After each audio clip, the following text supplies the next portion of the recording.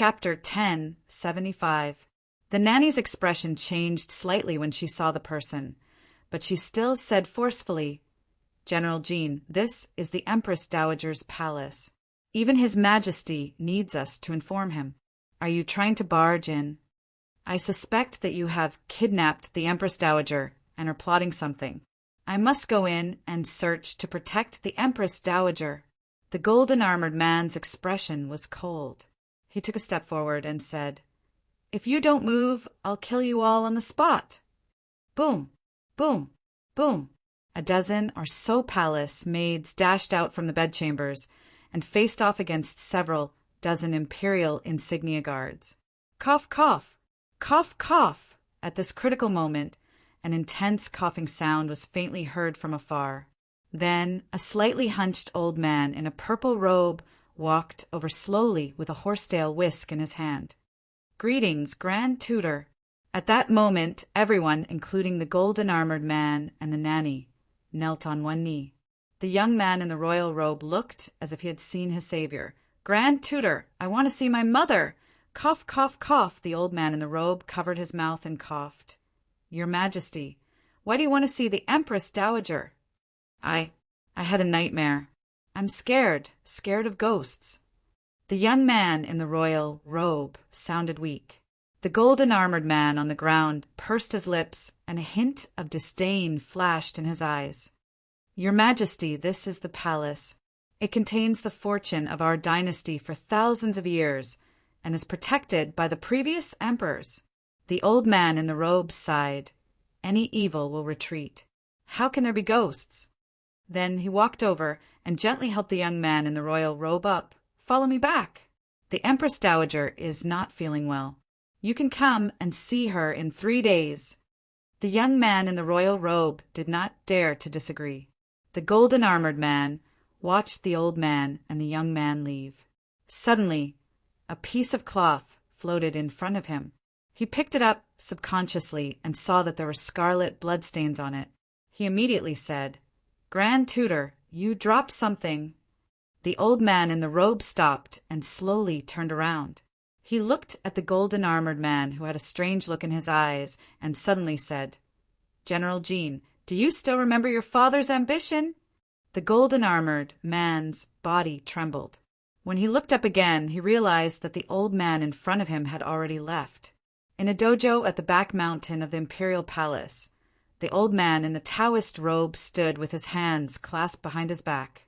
His figure was frail as he looked at the palace from afar.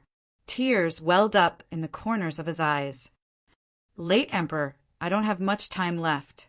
Our great sect's court has been corrupt for a long time. In addition, the young master is weak. The 8 kings all intend to rebel. We have millions of soldiers, and the enemy Qin kingdom is eager to move. Our great sect's 1,000-year foundation is shaky in the wind and rain." The old man coughed violently like an old man with one foot in the grave, but there was a hint of a smile in his eyes. "I have spent my entire life studying the mysteries of heaven, and I have spent 20 years of my life to find a chance of survival for my sect." At this point, he knelt down heavily in front of the imperial mausoleum. "Please forgive this old official for letting the Empress Dowager take the risk alone. It's because the survival of the dynasty lies above the Empress Dowager's trip. The Emperor's star falls to the south, and the true dragon returns to the leaf." Late at night, Yu Province, King Langya Palace. In the darkness, there were countless killing intents, and the smell of blood almost filled the entire Langya County. Heads rolled and blood flowed. As King Langya recovered from his injuries, the entire Langya County was in a purge. Countless people with ulterior motives were killed. Yi Qin sat at the banquet that King Langya had arranged while carrying his daughter. He lowered his head and peeled oranges for his daughter. Sitting opposite him was the woman in black. She was still dressed in black, and she still wore a veil on her face. Even so, she was still spotless. However, the latter would look at Yi Chen and his daughter from time to time. When she looked at Meng Meng, there was a flash of love in her eyes. Xue Ying stayed by her side the entire time and did not say a word. Meanwhile, Yi Chen was not someone to talk to for no reason. At that moment, the atmosphere in the hall was a little awkward. After a while, the woman in black could not help but ask, "Mr. Yi, why haven't I seen your wife?" It could be said that the Empress Dowager was most curious about Yi Qin now. When she first saw Yi Qin, she thought that he was just a pseudo-emperor stage body cultivator. If not for King Lengia, why would she lower her status to beg Yi Qin? However, when the Bright Sword Pavilion and the other 3 sects rebelled, Yi Chan resolved the crisis for her in an extremely domineering manner under such a dangerous situation. Those who had never experienced the ups and downs and the state of mind of escaping death would not be able to understand it, especially Yi Chen's decisive style of doing things. It shocked her deeply. Therefore, she could not help but be curious about Yi Chen's identity. At the end of the day, she was just a woman who had just turned 20. "My wife isn't here," Yi Chen replied by instinct. Subsequently, he seemed to have thought of something and lifted his head to look at the woman. "If you can return to the palace safely, can you do me a favor?" "Mr. Yi, please tell me." "I can do it. I'll definitely do it," the woman in black said in a clear voice. "I've been separated from my wife. I don't know where she is now. I came out this time to look for her." Yi Chen said slowly, "Your dynasty is considered an overlord in the north. Naturally, I can't compare to your power. Therefore, I want you to help me ask around." This was also one of the reasons why he saved her. After all, he was unfamiliar with the ancient barren world. "This doesn't count as help. When I return to the capital, I'll get someone to investigate for you." The lady in black nodded and said hesitantly, "May I ask how many wives Mr. Yi has?" "Just one," Yi Chen said. The former could not help but take another look at Yi Chen after hearing that. An outstanding person like Mr. Yi only married one woman. He's quite devoted. She didn't mean anything by asking this. After all, in the ancient barren world, men often had multiple wives and concubines, let alone a powerhouse like Yi Chen. At this time, the little fellow who was eating suddenly said, "Auntie, many women like my daddy." "Is that so?" The woman in black was caught off guard and didn't know how to respond to her words. "Of course." The little fellow raised her chin and said proudly, "There are many women who like my father, but my father doesn't dare to accept them, because if Daddy finds another woman, Mommy will put her on the washboard." Yi Chen could not help but cough when he heard that. He gave her a knock on the head. "Kids, don't talk nonsense." "That's right." The little girl took a hit and said aggrievedly, "Last time, I secretly saw you kneeling on the washboard." Yi Chen was almost angered to death. On the other hand, the lady in black's eyes lit up. She said in surprise, "Men don't kneel to the sky or the ground. They only kneel to their parents and kings. What's this washboard? It actually made Mr. Yi bend his back for it?"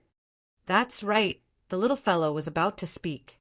His expression changed drastically as he said, "Empress Dowager, I've just received news that there's an army from the east of Yuzhou heading towards Lengia County. P.S. Chapter 4 updated today. Another 4 chapters. Bosses, please give me monthly votes and recommendation votes. I'll update first before making up for it, okay?" End of this chapter. Chapter 1076. In the Lengia Palace, the lanterns flickered. "Lu Qingjiao, what did you say?" The woman in black stood up in shock. "There's an army heading towards Lengia County right now." King Lengia knelt on one knee. "Empress Dowager, the spies I've planted in Serenity Province have reported that an hour ago, an army from the east of Serenity Province was marching towards Lengia County." At this point, his tone was a little low. According to the news, this army has no less than 5,000 people, and they are all riding on earth dragons. As soon as that was said, the woman in black fell heavily to the ground. Shui Ying's expression changed. Only Yi Chen remained silent. Yuzhou is the Ghost King's fief. Even he has to report to the imperial court for such an army to gather, Shui Ying said with a gloomy expression. And now that he's secretly mobilizing the army at night, Could it be that he's targeting you, Your Highness? That's not what I'm worried about. King Langia took a deep breath in and said word by word, What I'm worried about is that your whereabouts have been leaked, Empress Dowager. Otherwise, the Ghost King wouldn't have reacted so intensely. King Langia vaguely knew about the Ghost King's rebellion. However, for a long time Langia County and Yuzhou had always minded their own business. Now that there was an army from Yuzhou suddenly attacking Langia County, the only explanation was that the Empress Dowager's whereabouts had been leaked. As soon as he finished speaking, the woman in black's body trembled slightly. The Ghost King. She knew about this vassal king who had been in theft. He was an extremely shrewd person. Although he supported the imperial court on the surface, he was secretly in contact with the acting king. Most importantly, the Ghost King was lustful and had defiled countless women. Once she fell into his hands, the consequences, how dare the Ghost King? Shui clenched his fists and said coldly, You have to know that in order to control the enfeoffed vassal kings, the imperial court has set up the position of inspector. The inspector's duty is to supervise and control the vassal kings. Isn't the Ghost King afraid that the inspector will? Before he could finish, Yi Qin said calmly, I'm afraid the inspector of Yuzhou has already switched sides. Mr. Yi is right. King Langia nodded slowly and said, Furthermore, I'm guessing that the army this time is not from Yuzhou, but from the northern barbarians. Northern barbarians? Yi Chen was surprised. Mr. Yi, you might not know this, but there are many foreign clans within our great sect's territory, and the northern barbarians are the most powerful. As if sensing his confusion, King Langia explained, Because the northern barbarians live in bitter cold lands, the forests are filled with miasma, and they're very good at riding horses and setting traps. Our sect has been unable to completely exterminate them for so many years. He paused for a moment before continuing. The eastern part of the Serenity Province is a branch of the northern barbarians known as the Fire Barbarian Clan. They're extremely good at controlling fire. If it's the northern barbarian army, then the situation is more serious. Lu Fei's tone was heavy. First of all, it shows that the Ghost King and the northern barbarians are in cahoots. Secondly, I heard that a heavenly barbarian has appeared in the northern barbarians recently. I'm afraid that only the martial king can contend against him. As soon as these words came out, the atmosphere in the room suddenly became heavy. The cultivation realms of the ancient barren world were acquired stage, connate stage, grandmaster stage, emperor stage, grandmaster stage, king stage, and finally the legendary martial saint stage. Martial king. That was the realm closest to martial saint. In the entire northern region, the number of martial kings could be counted on one hand. Only the current imperial advisor had such combat strength. Martial king, Shui felt a sharp pain in his throat as he said with difficulty, Doesn't that mean that we have no chance of survival? The northern barbarians in the eastern part of the Serenity Province are less than 2,000 kilometers away from Langia County. The northern barbarian army has earth dragons to travel, so they only need 4 hours to arrive. Lu Fei smiled bitterly. Mr. Yi, are you a martial ancestor stage powerhouse? King Langia suddenly looked at Yi Chen. I guess so. Yi Chen nodded lightly. He did not know the cultivation system of the ancient barren world, but judging from the martial ancestor he killed earlier, his combat strength was definitely above that of a martial ancestor stage. Plop! Subsequently, King Langia suddenly knelt before Yi Chen and said sincerely, Mr. Yi, I've never knelt before anyone in my life. I have to beg you for something now. Please protect the Empress Dowager back to the capital. He looked at Yi Chen with a pleading expression. The Empress Dowager's safety concerns the fate of our sect. Once she dies, our sect will definitely fall apart. The feudal lords will fight, and the people will be in dire straits. I'm begging you for the people of this world. With that, he pressed his head heavily against the ground. Yi Chen did not say a word.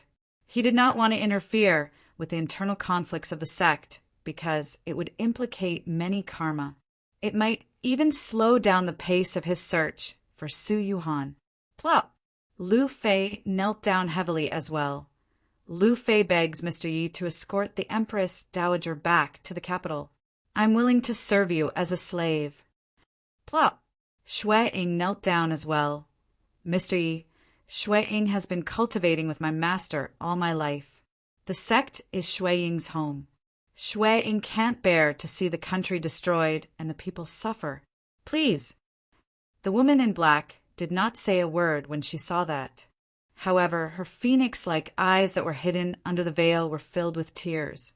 The late emperor, did you see that the sect was facing internal and external troubles, and the kings were about to rebel?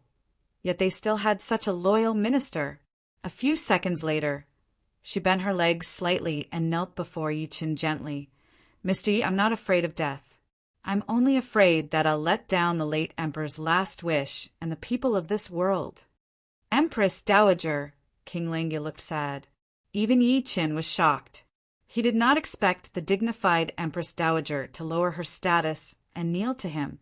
He wanted to reject her, but he realized that his shoulders suddenly felt heavy. He took a deep breath in and said slowly, the sect must do 3 things for me in the future. Thank you, Mr. Yi. The woman in black kowtowed heavily. Get up. Yi Qin waved his sleeves and lifted his head to look out of the hall. He frowned slightly. Since the enemy is already on the way, we need to leave as soon as possible. Mr. Yi, I've already calculated the itinerary. King Lengia said the northern barbarian army is coming from the east, and the north is the border of Yuzhou. Therefore, you can only go west and cross the Longyuan River. Moreover, you can't bring too many people. Otherwise, it'll be easy for news to leak. At this point, he continued, therefore, Mr. Yi only needs to bring the Empress Dowager, my daughter, and Shuang. Father, what about you? Lu Fei asked. King Lengia shook his head slightly. Lengia County is a fief given to me by the late emperor. How can I abandon it? Therefore, I've decided to stay in Lengia County. But Lu Fei still wanted to say something. As if sensing her worry, the former smiled faintly. Don't worry, the Ghost King and the Northern Barbarians won't dare to do anything to me unless they're determined to break ties with the imperial court. Go, all of you go. End of this chapter. Chapter 1077. That night, 3:45 in the morning, a giant black bird that was more than 50 feet in size flew across the sky above King Lengia's mansion, blending into the darkness. Lu Fei sat on the giant bird and caressed its feathers.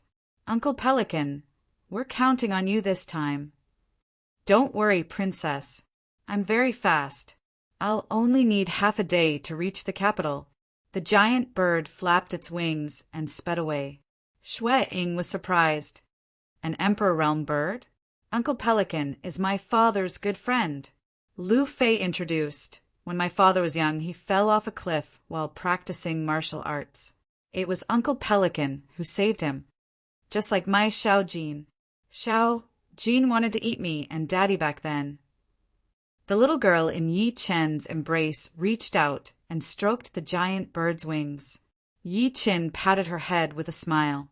He found out that Xiaohe was a beast during this trip to the ancient, desolate realm. Meanwhile, the black-clothed woman silently turned around, and she gazed silently at the Langier estate that was moving further and further away from them. After that, she silently knelt down. A stream of tears slowly flowed down her cheeks. Yi Qin secretly shook his head. Obviously, even she could faintly guess what it meant for King Lengia to stay behind, although Yi Qin could tell with a glance. However, he did not stop them. Everyone had their own beliefs and their own choices. The only thing he could do was to fulfill his promise. Time slowly passed, and the atmosphere became silent. None of them were in a good mood. Some were worried about the future like the woman in black, and some were reluctant to leave home like Lu Fei. Yi Qin glanced at his daughter, who was gradually falling asleep in his arms, and lifted his head to look at the night sky. His emotions gradually drifted into the distance. He did not know where Su Yuhan and his parents were. Was it in the northern region? Or in the eastern wilderness, the southern region, the western desert, or the central plains? He knew that it was useless for him to be anxious. The only thing he could do was to start searching in the northern region. He would find it one day, after they had been flying for an hour. Langia County, Langia Palace. The entire prince's mansion was in a state of tranquility. Not a single light could be seen, and not a single person could be seen. King Langia, Lu Qingzhou, stood in the courtyard with no one beside him. He murmured, this farewell between us father and daughter might be our last. In this life, the only people I owe are your mother and you. Unfortunately, your father was greatly favored by the late emperor, so I can only repay you with my death. Go far away. He looked up at the western horizon, and his expression seemed to be filled with sorrow and reluctance, but it was mostly filled with determination. Hoo-hoo! Just at this moment, a few gusts of wind faintly blew over from the courtyard, causing many fallen leaves to be lifted up. Since you're here, come out. King Langia didn't even raise his head, his expression completely unchanged. As soon as he finished speaking, an old voice resounded in the courtyard. As expected of King Langia, you actually guessed that we would come. The next moment, 5 figures landed on the ground at the same time. One of them was holding a sword, one was dressed like an elegant scholar, and one was a sloppy old man carrying a wine pot. However, even with the appearance of these 5 people, the falling leaves in the air did not change their trajectory at all. 5 Wuzongs! King Langia laughed heartily. How can I, Lu Qingzhou, make 5 Wuzongs descend? It seems that King Chu, King Dai, and the others can't wait any longer. A gloomy man stepped forward and squinted at the former. Your injury has actually healed. It seems that the information is true. There must be an outsider involved. Otherwise, with your ability, how could you delay until now to cure the poison? Another middle-aged scholar with a folding fan said, Lu Qingzhou, hand over the person behind you, and we may spare your life, and your Langia palace will be spared. Ha ha ha. Facing such an existence, King Langia laughed loudly. You 5 dogs. What right do you have to negotiate with me? When the late emperor was still alive, you were like stray dogs, living in fear all day long. Now that the late emperor is gone, you all jump out. You still dare to speak so shamelessly even when you're about to die. One of them sneered. Why bother talking nonsense with him? Capture him, and use the soul-searching technique on him. Then we'll know what we want. The few of them were about to rush over. Wait, something's not right. The man with the folding fan frowned. Why is there no one else in such a huge palace? Oh no, there's the smell of gunpowder. Damn it, there's gunpowder buried here. In practically an instant, the expressions of the 5 of them changed in unison. Their figures flashed, and they intended to tear through the sky without saying a word. King Langia's sneering face suddenly had a hint of ruthlessness. Since you're here, you should at least leave something behind, right? The next moment, a fireball landed at his feet. Rumble, rumble, rumble. The entire Langia palace was instantly engulfed in a deafening explosion, as if the mountains were collapsing and the earth was cracking. The commotion was so loud that even from 10 miles away, one could still see the huge fireball soaring into the sky. When the fire dissipated, 5 figures landed about a mile away from the Langia king's mansion. An old man's entire arm was blown off, and his hair was disheveled. This bastard buried gunpowder in advance. Damn it, I'm going to exterminate his entire family. Damn it, with his death, wouldn't there be no news of the Empress Dowager's whereabouts? Right at this moment, the expression of one of them changed greatly. As his voice fell, the rest of the people were completely enraged. What did you say? The Empress Dowager also came to Langia County. Pass down my order. Gather all the experts above the martial emperor realm and search all the way north. Even if you have to dig 3 feet into the ground, you must find him. Order the capital's garrison and city defense forces to set up a checkpoint 50 li away from the capital. Mobilize 100,000 soldiers and scatter them 100 li away. Don't let even a mosquito enter. Order the Swift Lightning Sword sect, the Tianluo sect, the Soul Devourer Guild, and the True Martial sect to mobilize all their elites. If any of them slack off, their sects will be destroyed. In almost an hour, orders were issued from the 5 provinces of the major dynasties. At the same time, within the Qin kingdom, an imperial edict was sent out. I order the military advisor to take 300,000 soldiers to the border of the Qin kingdom. They can only stand against each other, not fight. Whether or not our great sect can perish without a fight will be decided tonight. On the southern border of the major dynasties Huxiong Pass, beyond the massive city wall, as far as the eye could see, there were endless torches, and a murderous aura stretched dozens of li into the sky. The soldiers guarding the pass waited solemnly. Their faces were filled with nervousness because what they saw was people, an endless number of people. The enemy country, the Qin kingdom, had mobilized 300,000 soldiers to guard the pass in the middle of the night. With such a lineup, were they going to fight a war? And it was in this kind of atmosphere that, among the enemy country's army outside the city, a beam of sword light suddenly rose into the sky and landed outside Huxiong Pass. End of this chapter. Chapter 1078. It was a middle-aged man in white who was stepping on a sword light. He was like a sword immortal who had descended to the mortal world. Even the armies of the 2 countries, which numbered close to 1 million, had to revere him. The foremost person of the Qin kingdom, Gu Jianqiu, the military advisor of the Qin kingdom, was known to be victorious in every battle. With his own strength, he had allowed the Qin kingdom to leap from a dynasty to the level of an imperial court. One of the top 5 experts in the northern region, the middle-aged man slowly looked at a certain corner in the pass and said with a faint smile, "Brother Qi, why don't you come out and meet me?" As soon as he said this, 300,000 people couldn't help but look at the top of the city wall. A few seconds later, a faint sigh sounded in the void. Then a thin old man in a purple Taoist robe slowly walked out. State Preceptor. At this moment, the soldiers of the great sect shouted in unison. Imperial Advisor Qi Tiandao, the stabilizing force of the major dynasties. The old man in the Taoist robe staggered until he was less than 100 feet away from the middle-aged man. He slowly stopped and stared at the latter. What's the difference between seeing him or not? I still have to meet him. The middle-aged man smiled faintly. After all, 300,000 soldiers of the Qin kingdom have come to invade tonight. How can you sit back and relax? You don't dare to fight. The old man in Taoist robes coughed repeatedly. He stared at the former and said with absolute certainty, "The Qin kingdom cannot afford to fight.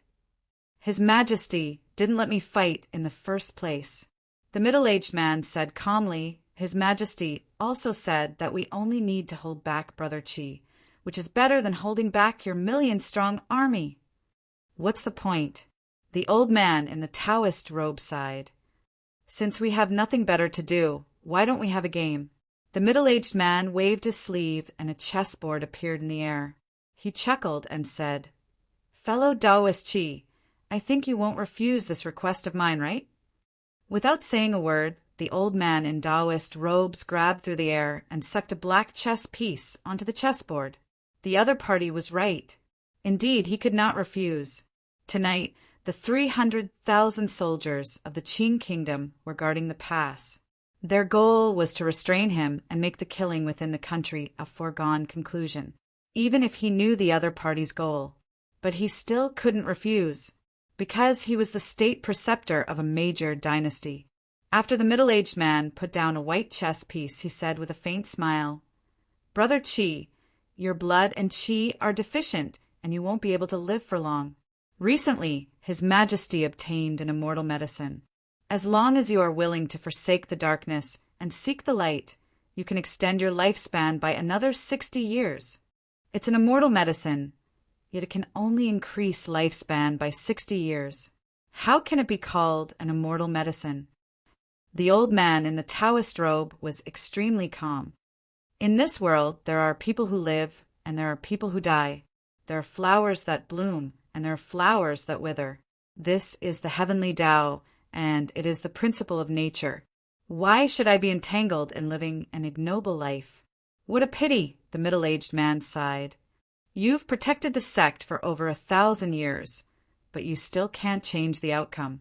After tonight, your sect will fall into endless internal strife. That's not necessarily true, the Taoist-robed old man smiled. What? Fellow Taoist Chi, don't tell me you still have some hidden tricks up your sleeves? The middle-aged man said non-committally, your sect is strong in martial arts and weak in literature, and disasters occur one after another. In addition, the 8 kings are madly sucking the blood of your sect.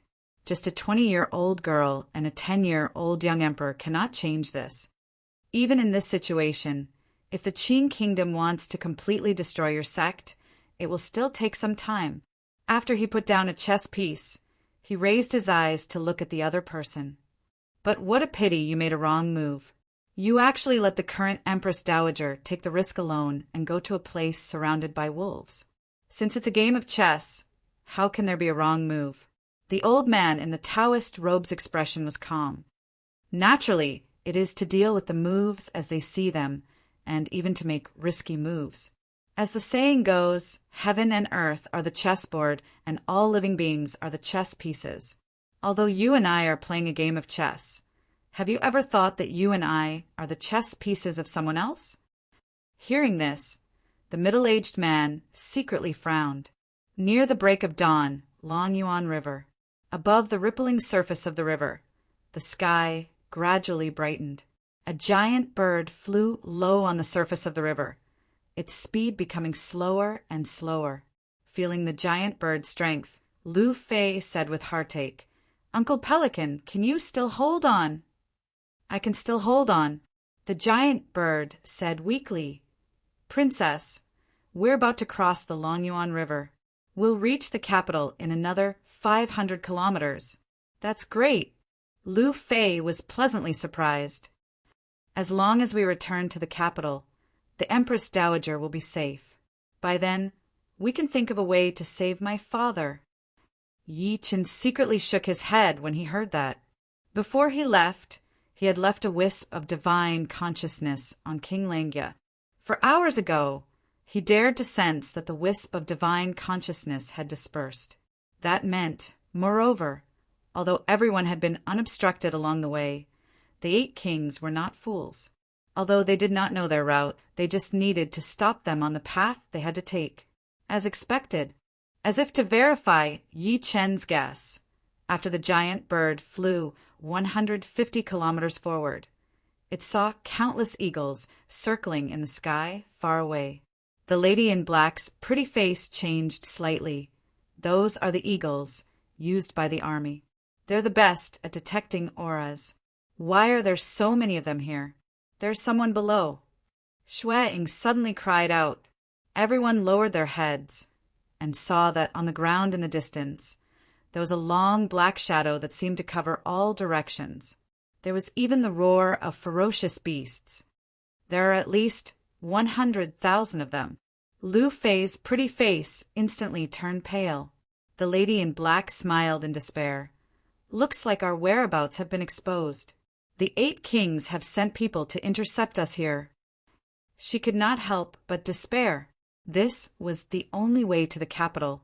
Although they were flying high in the sky, there were still eagles monitoring the entire sky from afar. As long as they continued forward, they would definitely be discovered by the eagles, and they would become the target of public criticism.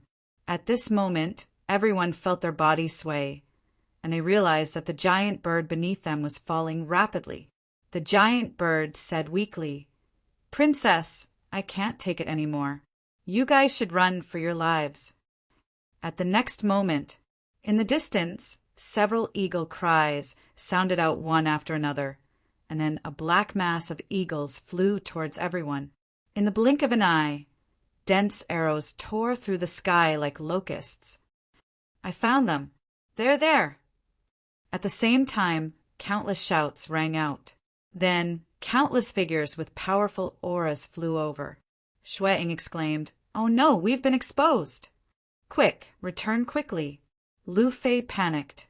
At that moment, a calm voice rang in everyone's ears. "No need." "Mr. Yi." Lu Fei was confused. Yi Chen carried his daughter with one hand and freed up his other hand. He waved his sleeve and wrapped the few of them around him. He fell from the sky and landed heavily on the ground. Lu Fei was so anxious that she was about to cry. "Mr. Yi, they're here. What should we do now?" "It's simple."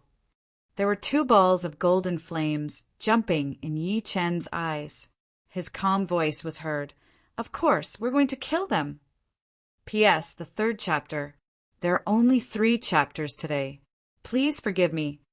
End of this chapter. Chapter 1079. Of course we're going to kill them. Yi Chen's voice was neither loud nor soft. Lu Fei and the others were dead silent.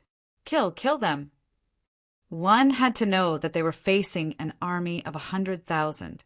Apart from that, there were also many experts from various sects who had defected to the 8 kings. There were no less than a dozen of them. There were only 5 of them, and one of them was a child. How could the 5 of them kill their way through? Is Mr. Yi crazy?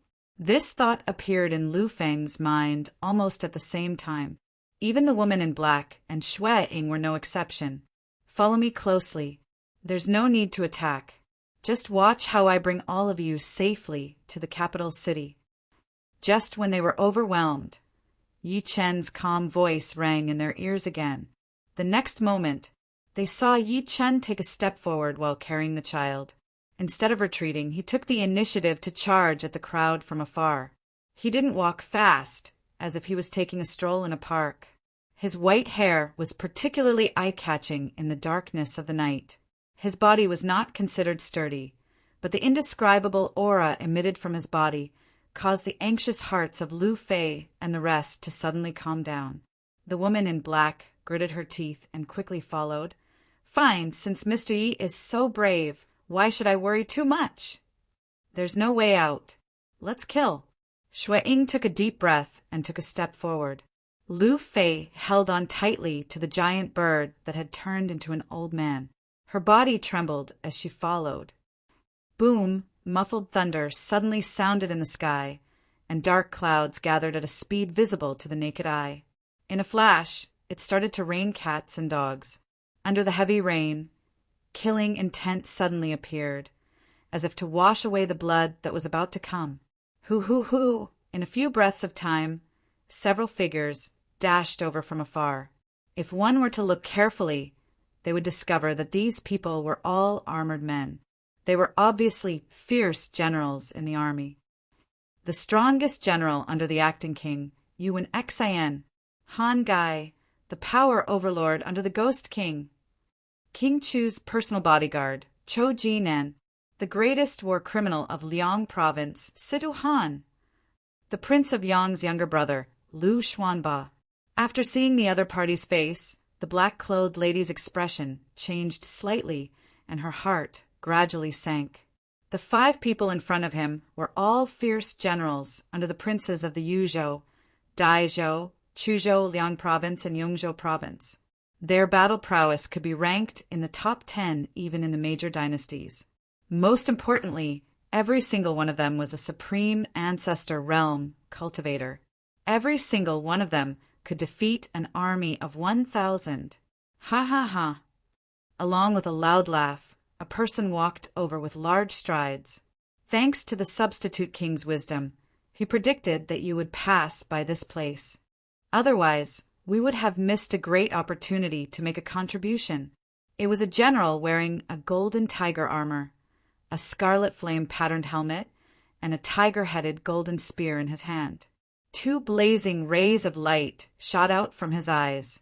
The acting king's most ferocious general, Yuan Xian, was ranked 7th on the Northern region's combat strength ranking, and was known as the minor martial saint.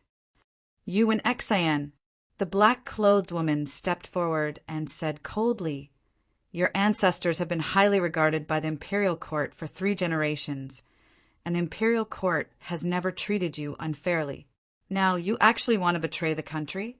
Betray the country?" Hearing this, Yuan Xian did not get angry. Instead, he laughed. "Empress Dowager, after the substitute king ascends to the throne, it will still be a major dynasty." At this point, he squinted his eyes and looked at the black-clothed woman.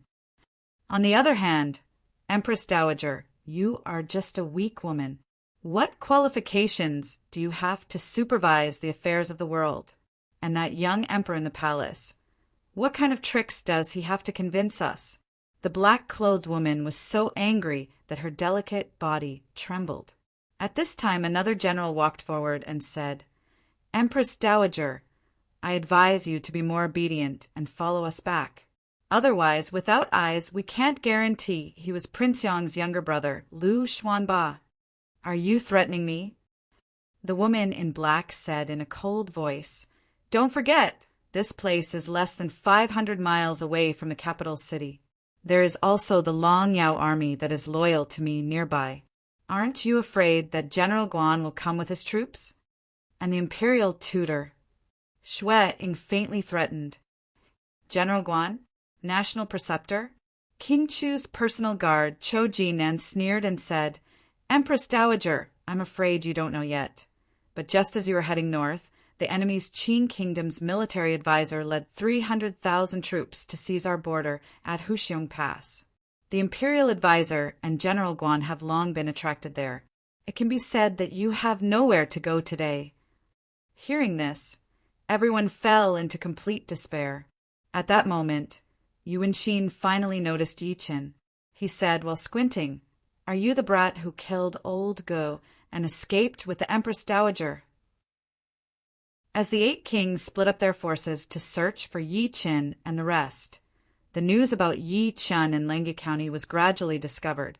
The old Go he was talking about was the martial master who died in Yi Chen's hands at the Lengge King's mansion. "So what if I do? So what if I'm not?" Yi Chen said coldly, "The acting king has given another order. Anyone can live today, but you must die." A cold gleam flashed through Yuan Xin's eyes. He stomped his feet and soared into the sky. The tiger-headed golden spear in his hand tore through the air and charged at Yi Qin. Everyone realized that the tiger-headed golden spear in Yuan Xuan's hand seemed to have transformed into a golden dragon that destroyed everything. "Remember, the person who killed you is Yuan Xin." Yuan Xin's cold voice was heard. "Mr. Yi." Lu Fei and the rest were on the verge of despair. They looked very nervous, not daring to look at everything before them. After all, Yuan Xin's combat strength was ranked 4th in this major dynasty. He was famous, completely unlike the martial master who died in Yi Chen's hands earlier. Yi Chen did not move at all. His expression was calm. At the same time, more and more people were gathering within a radius of dozens of kilometers. Among them were powerhouses from the sects and capable people that the 8 kings had gathered when they saw that it was Yuan Xin who attacked. Everyone chose to watch from the sidelines. After all, Yuan Xin's strength was obvious to all. Rumble! Thunder rumbled in the sky. It caused everyone to close their eyes, subconsciously. When they opened their eyes again, they realized that Yuan Xin, who was in the sky, had suddenly stopped moving. When everyone saw it clearly, they were all dumbfounded.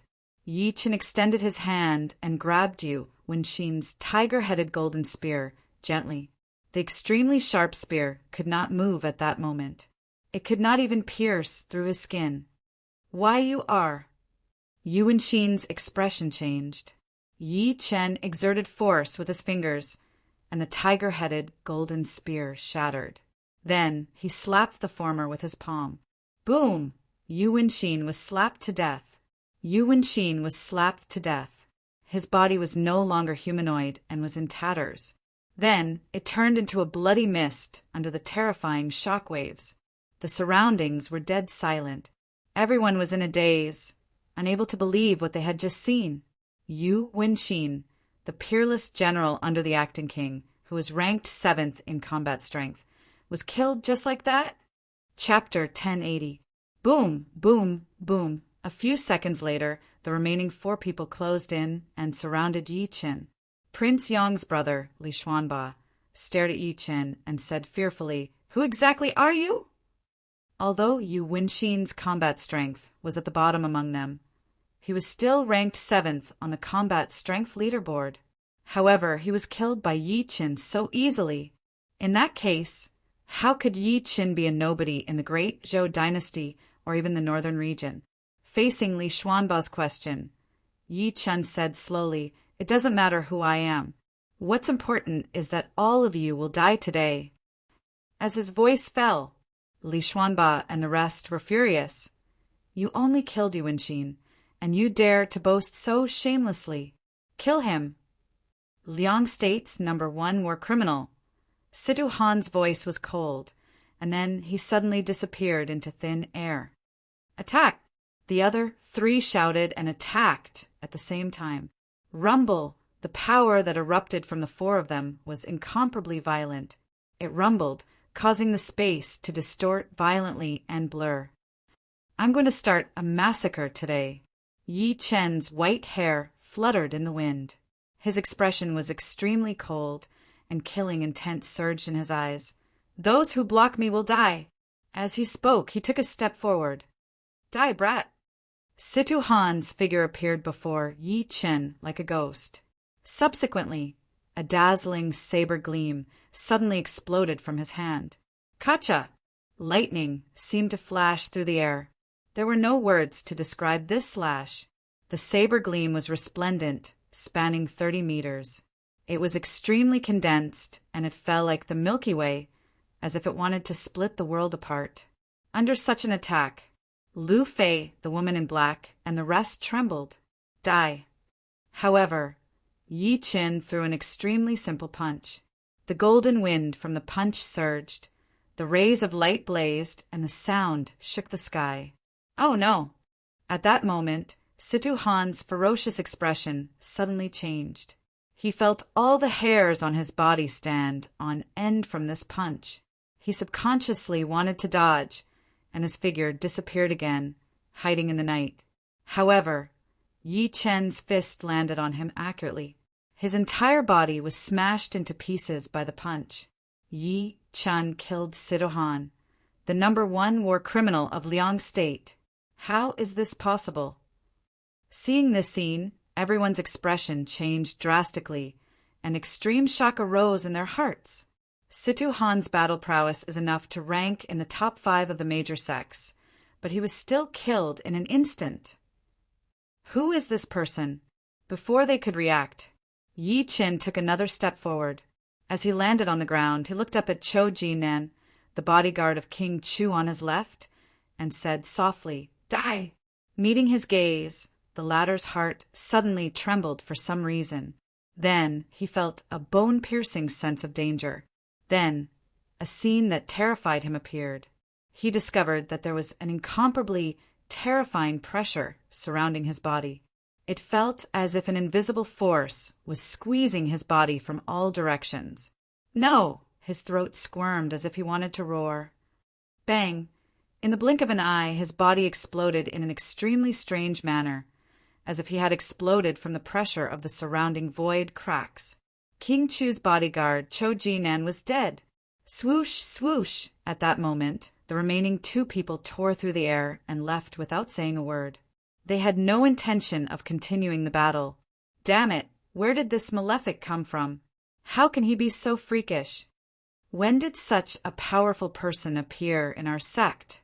The 2 of them were completely scared out of their wits. Yi Qin took another step forward and extended his hand. It covered a radius of 3,000 meters, as if it was pressing down on the entire world. Get lost! The Ghost King's subordinate, the overlord of power, roared. He punched through the sky as if he wanted to shatter Yi Qin's cage. However, all of this was in vain. Yi Qin slapped and turned into dust. "Do not kill me. I'm willing to surrender. Only King Yong's younger brother, Lu Xuanba, trembled a few times. He stopped in his tracks and knelt heavily before Yi Qin.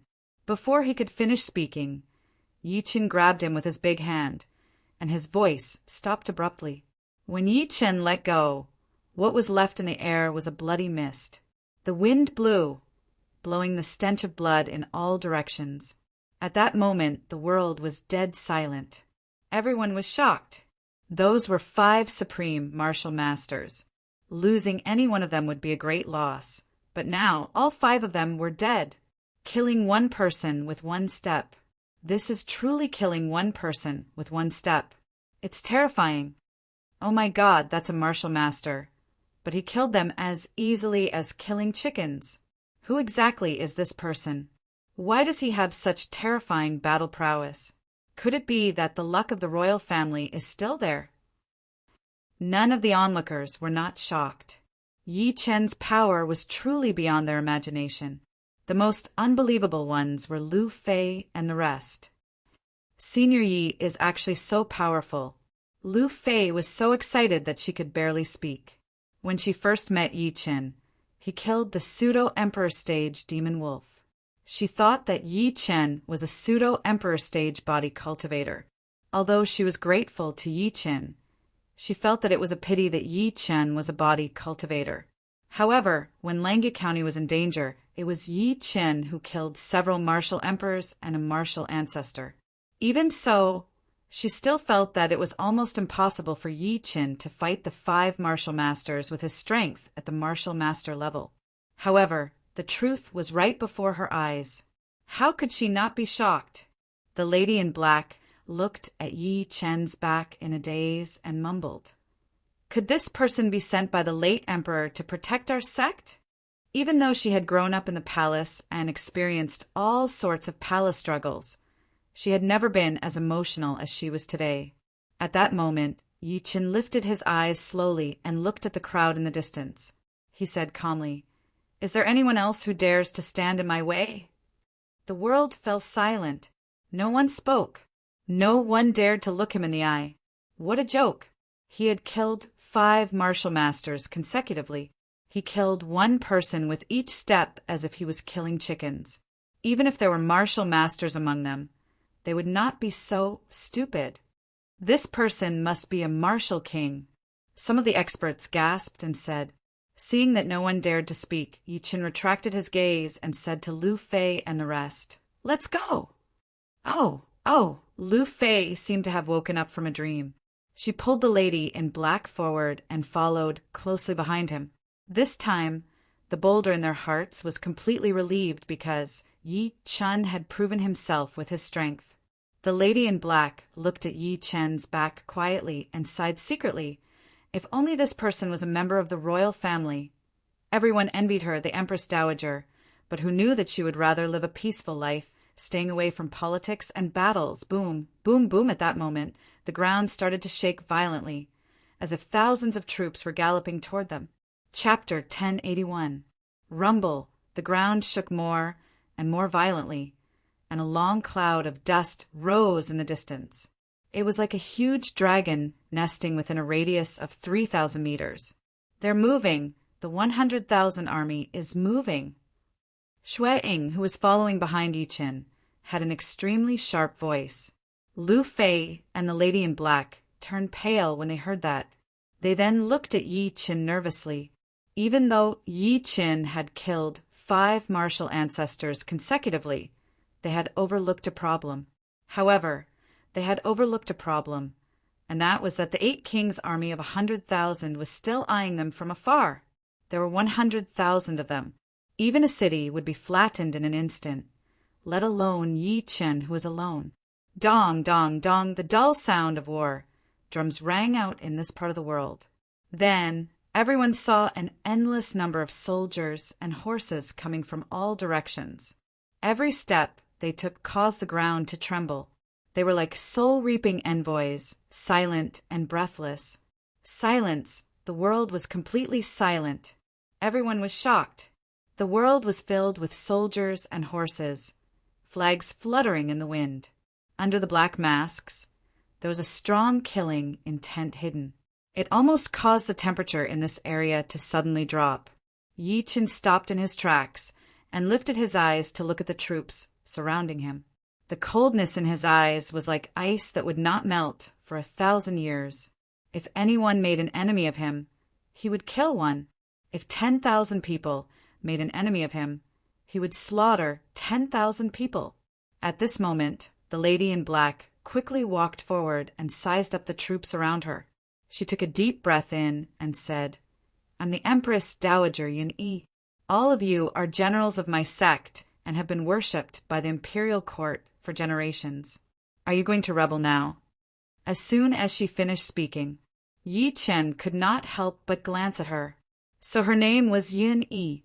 An uproar broke out in the originally quiet army, and then there were waves of whispers. Obviously, most of the ordinary soldiers did not expect the Empress Dowager to be among them. They, who had been instilled with loyalty to the imperial court since they were young, were at a loss. Yun-Yi could not help but be delighted when she saw that.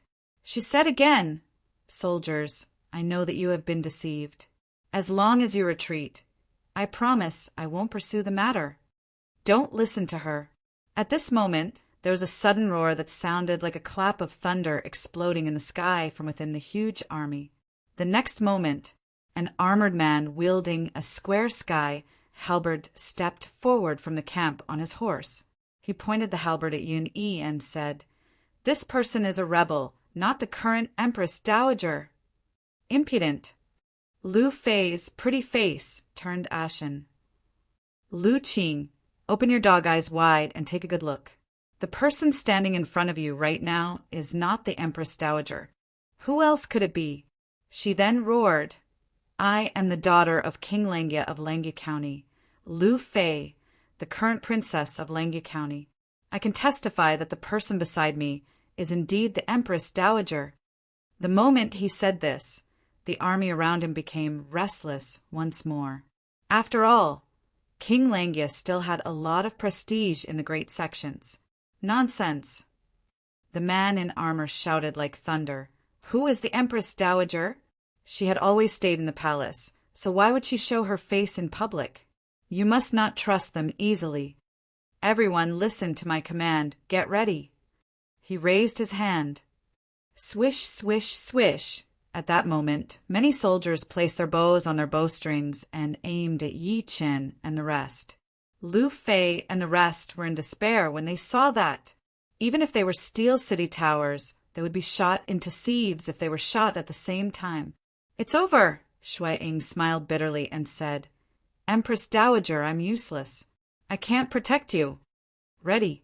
The man in armor smirked coldly. He glared at Yi Chen coldly. "Fire!" Swish, swish, swish. In an instant, 10,000 arrows were fired at the same time. They covered Yi Chen and the rest like a black torrent. In such a battle between 10,000 people, for safety's sake, the archers were usually in the first row. Therefore, there were only 20,000 arrows fired in the first round. Even so, it was still hopeless. "You're courting death." Yi Chen's eyes turned cold. He then took a step forward and soared into the sky directly. In the blink of an eye, his divine consciousness spread out crazily. He crossed his arms in a circle. Divine fist created in 33 days yin-yang wheel. Under everyone's shocked gazes, a huge vortex suddenly appeared above Yi Chen's head. A gigantic vortex suddenly appeared above Yi Chen's head. The vortex was like the mouth of a ferocious beast, emitting an endless tearing force. At the next moment, the arrows in the sky changed their trajectories and shot into the vortex at the same time.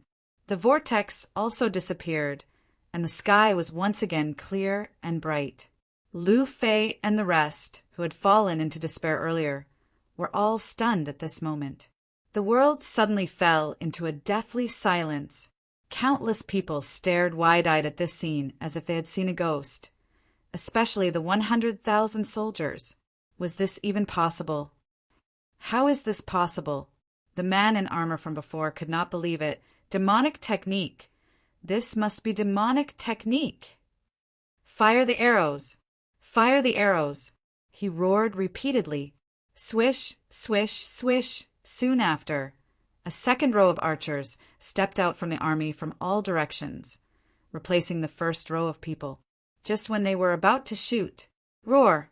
Yi Chen inhaled hard and opened his mouth to let out a long howl. A deafening dragon roar came from heaven and earth. Countless golden dragon-shaped sound waves leaped into the army. Bang, bang, bang. Countless figures fell to the ground under the sound waves, and there was a series of tremors in the crowd. Bleck! Under the sound waves, the man in armor felt like his eardrums were about to be torn apart. He spat a mouthful of blood and said in shock, Fire! Fire! Boom! Yi Chen took a step out and turned into a golden gleam that shot into the sky as he charged at him. A bolt of purple lightning tore through the air. The true martial 1,000 lightning sword was unleashed. You want to kill me with a mere 100,000 troops. Yi Chen held the true martial 1,000 lightning sword and slashed forward. Boom! Heaven and earth rumbled as the sword gleam soared into the sky and enveloped the world. It was like the first ray of light that appeared when the world was first created. As the sword gleam landed in the crowd, there was a shocking rumble accompanied by screams. The entire ground had fallen into purgatory on earth. When the storm dissipated, what greeted their eyes was chilling and unforgettable. It was a huge ravine that extended outwards like a 1,000-meter-tall mountain. Around the huge ravine were densely packed corpses. These corpses were incomplete, and it was a ghastly sight. There were at least tens of thousands of people. Over 10,000 were killed with a single strike. Everyone was shocked. Was he still human? It would not be an exaggeration to say that he was possessed by the ancient god of war, right? Give me your life. Yi Chen glanced at the dumbfounded man in armor. He moved and dashed toward him directly. End of this chapter. Chapter 1082. Stop him! Stop him! The other party was shocked when he saw that, and he hid in the middle army camp without saying a word. Kill! Countless people charged at Yi Chen fearlessly. Get lost! Yi Chen stomped his foot on the ground, causing the entire ground to shake violently. The crowd that was charging at him fell to the ground. He did not slow down as he charged toward the armored man hiding in the middle army camp step by step. Protect me! Protect me! The other party shouted. Countless people charged at him again. Hundreds of people died at Yi Chen's hands with every step he took. His white hair danced wildly, and his gaze was as scary as a knife. It could be said that the scene had turned into a sea of blood and a mountain of corpses. Blood flowed like a river, and the pungent smell of blood was suffocating. He defeated an army of 10,000 alone. He's too terrifying. Is this person still human? Everyone was so shocked that they couldn't say a word. Boom! After Yi Chen charged into the middle army camp and killed thousands of people, the armor man wanted to run without saying a word. Die! Yi Chen grabbed the ground, and a halberd flew up directly. Subsequently, it charged at the former. Many people tried to stop him. However, the halberd pierced through his body and shot at the armored man like a bunch of grasshoppers. No! The other party roared unwillingly. Boom! The halberd pierced through him directly, and its momentum did not decrease. It crossed a distance of 3,000 meters and was finally nailed to a mountain peak. Dead silence. The world was dead silent. Everyone's eyes were fixed on the slightly skinny figure who was carrying a little girl in his arms. Under the protection of so many people, their general was killed by Yi Chen forcefully. Mr. Yi, Lu Feng was stunned on the spot. He felt his mind rumble. Too powerful. The woman in black, Yun Yi, was surprised and delighted. She immediately shouted, Those who surrender will not be killed. Those who surrender will not be killed. Xue Ying also reacted and roared at the top of his lungs. He was so excited that he almost fainted. Victory! They had won. Yi Chen broke through the army alone and killed the enemy's general among so many troops. There was nothing more shocking than this. Bang, bang, bang, the tens of thousands of soldiers who had long been scared out of their wits threw down the weapons in their hands and knelt on the ground. Plop! Thump! In the end, the black mass of people all knelt on the ground without exception. I know that all of you have been deceived by the 8 kings, which is why you have been disrespectful to me. Yun-yi looked around, striking while the iron was hot. But now that Lu Qing is dead, all of you should rein in your horses before it's too late, and help Ai Jia eliminate the country's traitors to atone for your crimes. Even though her voice was slightly weak, it was extremely clear, and it resounded through the heavens and the earth without missing a single word. As her voice fell, then someone said in a trembling voice, "Long live the Empress Dowager! Long live His Majesty!" Boom, boom, boom! Long live the Empress Dowager! Long live His Majesty! A low and deep thunderous roar resounded from the sea of people that continued to rise and fall. Yun-yi felt a lump in her throat and was about to cry. Then she lifted her head to look at Yi Chen, who was far away. It was him. He helped me resolve this fatal situation. Otherwise, I would have died in this chaotic army today. Shui-ing reminded her at the right time. Empress Dowager, there's no time to lose. We should hurry back to the capital to avoid any accidents. Although Yi Chen had broken through the army, no one could guarantee that the 8 kings would not send reinforcements. Although Yi Chen was extremely brave, he would exhaust his strength sooner or later. Once they were surrounded again, it would be very difficult for them to survive. All right, Yun-yi took a deep breath in and calmed herself down before saying, "Generals, listen up. Protect me back to the capital." Following that, Lu Fei volunteered to gather the tens of thousands of troops. After all, she was the daughter of Lenghi County. She had been nurtured by the art of war since she was young, and she had personally led troops when she grew up. The tens of thousands of remnant troops were very cooperative under her command. They surrounded Yi Chen and Yun-yi and rushed toward Longjing. None of the onlookers dared to stop them. Yi Chen's invincibility had completely shocked them. Even though they had the orders of the 8 kings, no one dared to attack. "Sect leader, are we just going to let them go?" A disciple of a sword sect looked at the green-robed old man in front of him and said unwillingly, "Apart from that, do we have any other choice?" The green-robed old man smiled bitterly. He killed 5 martial masters in a row and defeated 10,000 troops by himself. He must be a martial king. If we attack, we will only die. But the 8 kings, a hint of respect flashed through that person's eyes. The green-robed old man sighed softly, passed down the order. "Run for your lives. With this person here, our sect will not fall into chaos. The 8 kings will also fail on the verge of success." The sky was completely bright. In the central camp, Yi Chen sat on the carriage while holding a spirit stone in his hand to replenish the true origin energy in his body. Lu Fei, Yun-yi, Shui-ing, and the rest sat quietly at the side, not daring to make a sound, afraid that they would disturb him. After a while, Yi Chen opened his eyes slowly as the last spirit stone shattered. "Mr. Yi, are you all right?" Almost at that moment, the 3 of them spoke at the same time. "I'm fine." Yi Chen shook his head lightly. He looked at his daughter, who was in Yun-yi's arms, and said, "How long until we get to the capital?" Yun-yi immediately bowed and said, "Mr. Yi, we've already passed the Wangjing River. We're less than 20 kilometers away. I fulfilled my promise." Yi Chen looked at her and said expressionlessly, "I hope you can fulfill your promise when you return to the capital." At this point, his tone was a little cold. "Of course, you can go back on your word.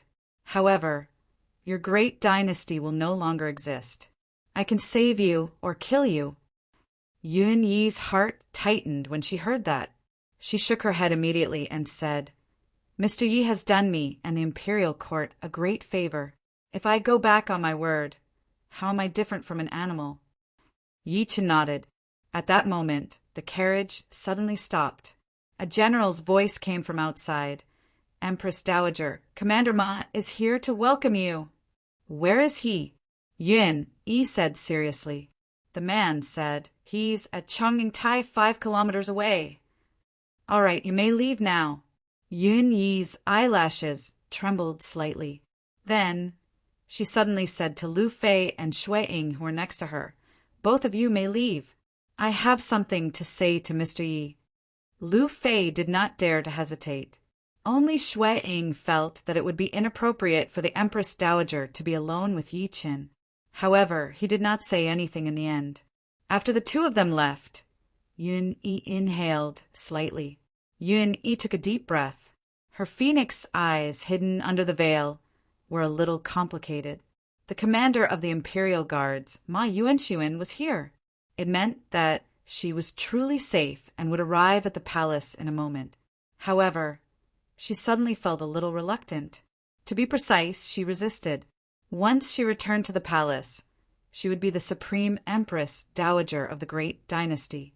By then, no matter what she said or did, she would be supervised by everyone. End of this chapter. Chapter 1083. She could not help but look at Yi Qin quietly as she thought to this point. For some reason, she suddenly had the urge not to return to the palace. She just wanted to follow the carriage forever. She did not know where this thought came from.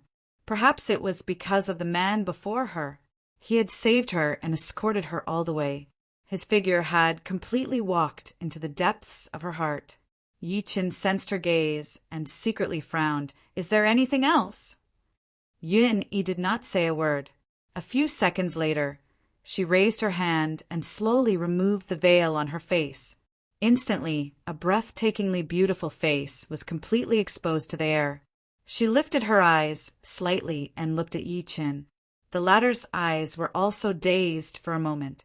It was a pair of indescribably beautiful eyes. It was as if all the clear blue waves in the world were condensed in them. Her skin was like jade, and her tall nose seemed to be carved from the most precious white marble. Her red lips were like the most delicate flower buds in time. She was beautiful without any worldly aura. She was noble and approachable. Seeming to have sensed the shock in his eyes, a bright redness swiftly rose on her pure white face. Yun Yi lowered her head almost subconsciously. Ever since the court, she had been wearing a veil and had never revealed her true appearance to the outside world. However, there was an uncontrollable force in her heart that forced her to take the initiative to show Yi Qin the most beautiful scene of herself. She did not know why she was doing this. She even felt like a deer was running wild in her heart. Mr. Yi, my name is Yun Yi. I grew up in the Yeo court since I was young. I have no parents. My identity was originally lowly. It was the late emperor who did not mind my sins and made me a concubine. Who would have thought that the late emperor would not marry me? That night, the late emperor passed away. Yun Yi opened her red lips and slowly told him about her background. I thought I would follow the ancient tradition and enter the imperial mausoleum to be buried with the late emperor. However, I was chosen by the Grand Master to be the Empress Dowager. I don't know anything about national affairs, but I have to intervene in politics on behalf of the new emperor. I only wanted to wait for the new emperor to come of age before living in seclusion in the temple and accompanying the ancient Buddha. However, I was involved in the undercurrent of the 8 kings. Yi Qin listened quietly and did not say anything. His expression was as calm as usual. After an unknown period of time, Shui Ying's voice came from outside. Empress Dowager, all the civil officials have arrived from a mile away. I understand. Yun Yi sighed softly and looked at Yi Qin slowly. I'll never forget what happened tonight for the rest of my life. I will remember Mr. Ye's great kindness in my heart. I will deal with it after returning to the palace. She put on her veil again after saying that.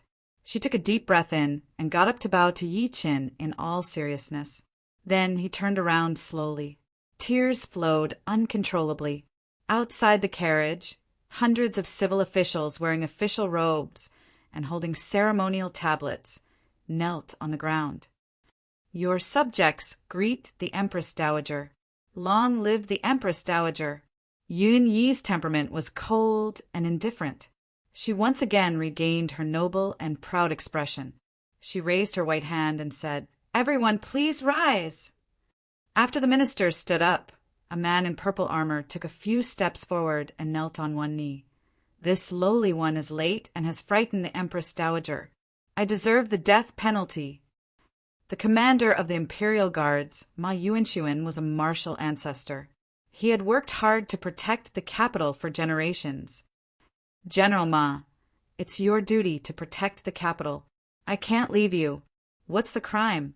Please rise," Yun Yi said indifferently. Ma Yuanxuan stood up and looked around. He hesitated and said, "Empress Dowager, I heard that you were intercepted by the rebel army 500 kilometers away. There were as many as 100,000 of them the moment that was said. The entire place was in an uproar. Disbelief appeared on the faces of many civil officials and the soldiers who came to welcome them. 100,000 rebel soldiers. With such power, they could even take down a dangerous pass. Under everyone's gaze, Yun Yi said slowly, there are indeed as many as 100,000 rebels. However, I was lucky enough to meet an extraordinary person. Under this person's escort, I defeated the tens of thousands of soldiers, killed the rebels, and arrived at the capital safely. What? There's actually such a powerful person in this world." Ma Yuanxuan was shocked. His expression changed as he said, "May I ask if this person is here, Empress Dowager?" The civil officials around them were also discussing. Yun Yi turned around slowly and looked at the carriage behind her. She said softly, "Mr. Yi." A few seconds later, Yi Qin walked out of the carriage with his daughter in his arms. He lifted his eyes and looked at the people around him. "Sir, you've done well in escorting the Empress Dowager. Please accept my bow." Ma Yuanxuan bowed to Yi Qin solemnly and said sincerely, "May I know your name and where are you from, sir?" Although he said that, there was a hint of doubt in his eyes. After all, Yi Qin was too young. "My name is Mad Southern Yi," Yi Qin said calmly. He had already thought about it. Since he wanted to find Su Yuhan and his parents, why not let his name spread everywhere before he knew where they were? Whether it was Su Yuhan, his parents, Wu Shuang, or the patriarch, they were extremely familiar with the name Mad Southern Yi. "So, it's Mr. Yi." Ma Yuanxuan cupped his fists and said, "Please get on my war horse. We'll talk about everything after we enter the city." Not long after, the news of the Empress Dowager's return to the capital spread throughout the world. Along the way, Yi Qin had killed 5 supreme martial masters consecutively and defeated thousands of troops on his own. It was like a huge torrent that swept through the entire northern region. Mad Southern Yi's name shook the northern region. Have you guys heard? The Empress Dowager was attacked on her way back to the capital. Tisk, isn't the Empress Dowager in the palace? Why is she outside the capital? Who knows? However, I heard that the Empress Dowager's journey back to the capital was extremely dangerous. She was first chased by the 5 martial masters. Then she was surrounded by 100,000 rebel troops. What happened after that? It was said that a man called Mad Southern Yi killed everyone in an invincible manner. He defeated 100,000 troops on his own and brought the Empress Dowager back to the capital safely. Such a scene had practically appeared on every street, including the major empires. Countless commoners were boasting about it. Moreover, this story was still being adapted and exaggerated by the storytellers in the various restaurants and brothels, spreading it far and wide. At the border of the major dynasties at Tiger Xiong Pass, the hundreds of thousands of troops from the 2 countries were still facing each other. However, both sides were focused on the 2 men who were playing a game in the sky. At this moment, the chess game was like a dragon and a tiger fighting. The white was the tiger and the black was the dragon. Slap, the military advisor of the Qing dynasty, Gu Jianqiu, placed a white piece and broke the black piece's dragon tail. Then he smiled faintly. "Brother Qi, you've lost." "Not necessarily." The old man in the Taoist robe seemed to have aged even more. However, he shook his head and smiled. With a trembling hand, he placed a piece on the dragon's head. Immediately, everything changed, and the chess game changed drastically. You actually hid this move. Gu Jianqiu's expression darkened slightly. Then he sneered and said, "Even though you won this game, your sect has lost." End of this chapter. Chapter 1084. Not necessarily. The old man still shook his head. At that moment, a huge crane suddenly flew over from the sky, heading straight for Gu Jianqiu. Gu Jianqiu waved his sleeve, and the crane suddenly turned into a scroll and landed in his hand. Blurg. After reading the information, Gu Jianqiu immediately spat a mouthful of blood. His eyes were filled with shock. How is this possible? 5 supreme martial masters were killed. The 100,000-strong army was defeated. Mad Southern Yi.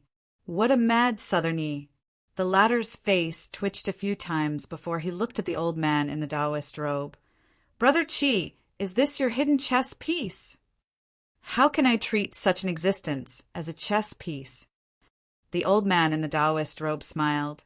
I'm just following the orders of the forces and the heavens. After saying that, he looked at Gu Jianqiu with a faint smile. Are we still playing chess? Retreat. Gu Jianqiu's expression changed. He gave the order and left unwillingly. Daizhou was tens of thousands of kilometers away from Longjing. Useless, a bunch of useless people.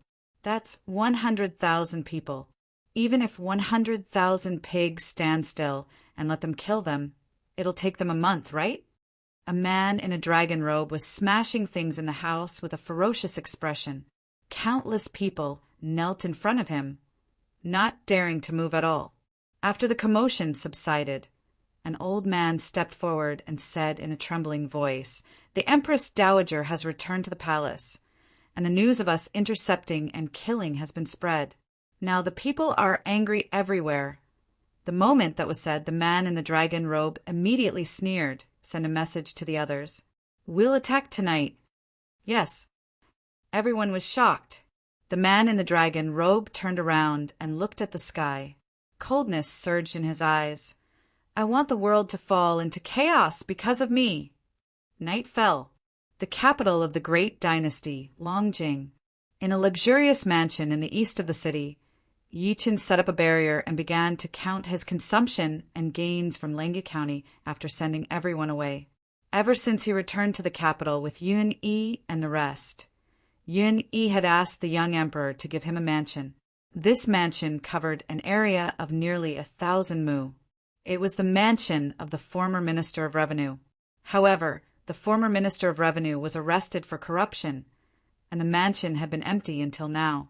As the story of his trip spread, he became the topic of discussion for everyone in the great dynasties. As a result, in just half a day, the outside of the mansion was filled with people. Countless people handed over their name cards to see him. Among them, there was no lack of high-ranking officials, nobles, or righteous men of the Jianghu. There were even people who wanted to challenge him. However, the commotion only subsided after Yi Qin kicked an intruder out. This time I obtained 500 spirit stones, and all of them are low-grade spirit stones. There are also countless exotic flowers and herbs, but their grades aren't high. Yi Qin secretly calculated the income of his trip. He did not expect that there would be a day when he would be so poor. Fortunately, Yun Yi has already returned to the palace. I believe that she will deliver what I want soon. He put all the things back, smiled in satisfaction, and was about to go into the house to see his daughter. The little girl had eaten a lot of low-grade medicinal pills recently. Perhaps it was because of the large amount that she was prone to drowsiness. Right at this moment, he suddenly stopped in his tracks and looked up at the courtyard.